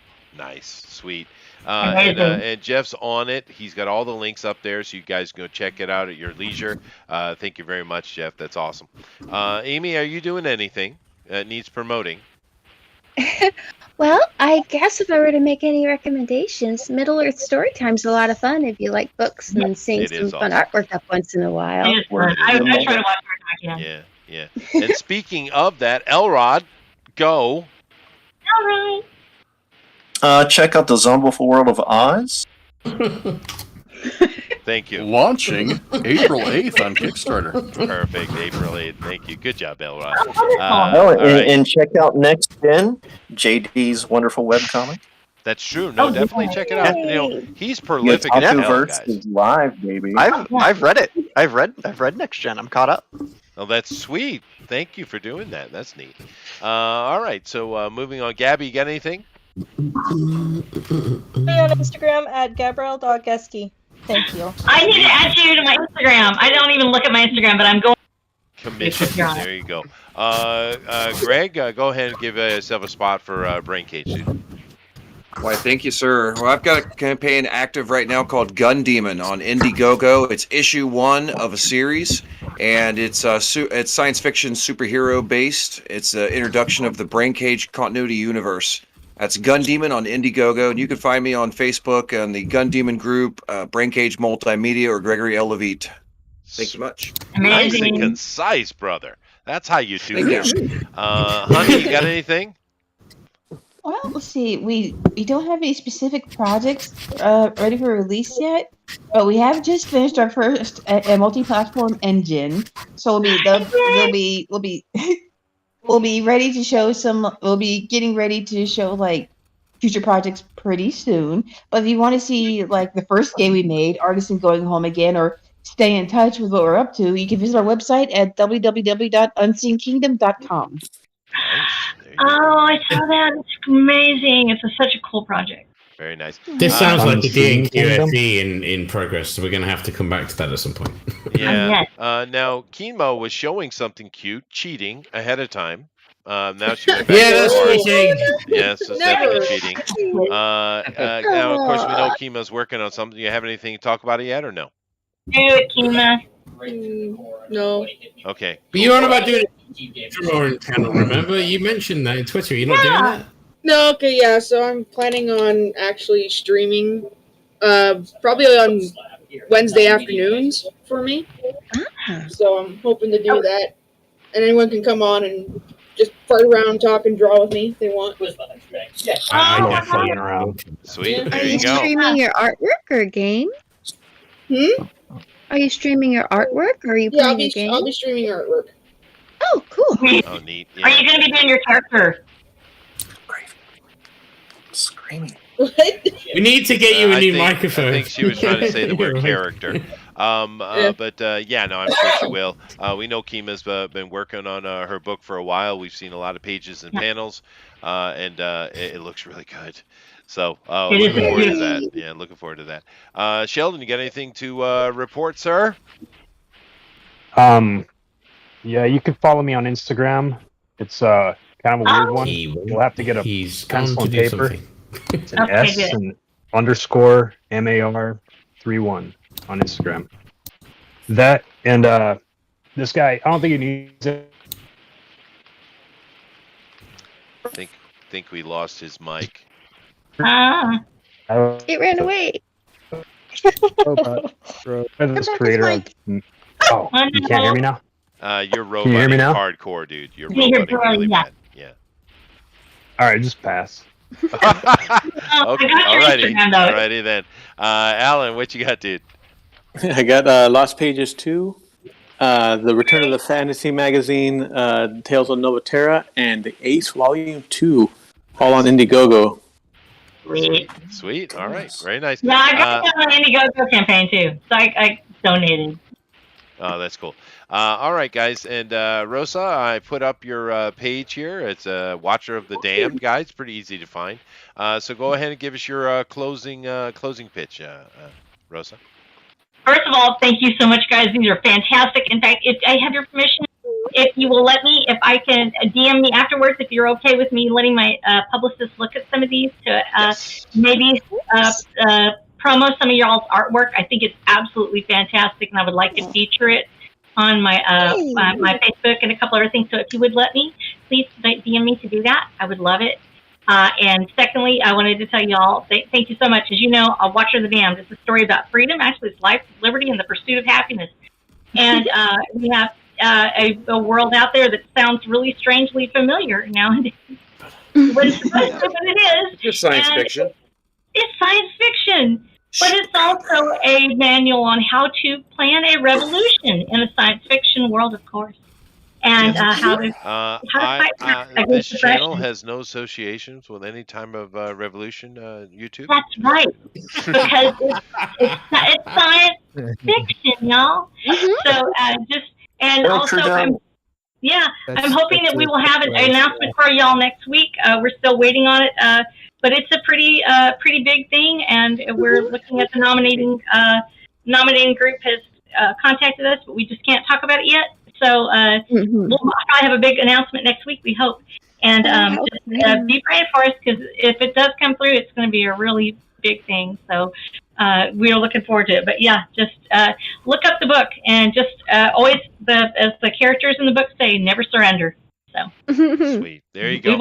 All right, guys. Thank you all very much for coming in. We do appreciate it. This was an interesting try today to do a book and try to bring it to some vision to it. I thought that was cool. Yeah. And we'll see you guys on Sunday with Night Owls. We'll be talking about entertainment in general and having a laugh, of course. 8 p.m. Eastern Standard Time. But beyond all that, Jeff, take us out of here, brother. Okay. Just put up a brand new video. I'm going to put the link to my channel in the chat, and normally we end stuff with saying something profound, and I can do that. And for a low price of $9.95, I can make it happen. Namaste. That was beautiful. Later. No mouses today. Bye. See you. Bye. See you. Bye. Have a good one.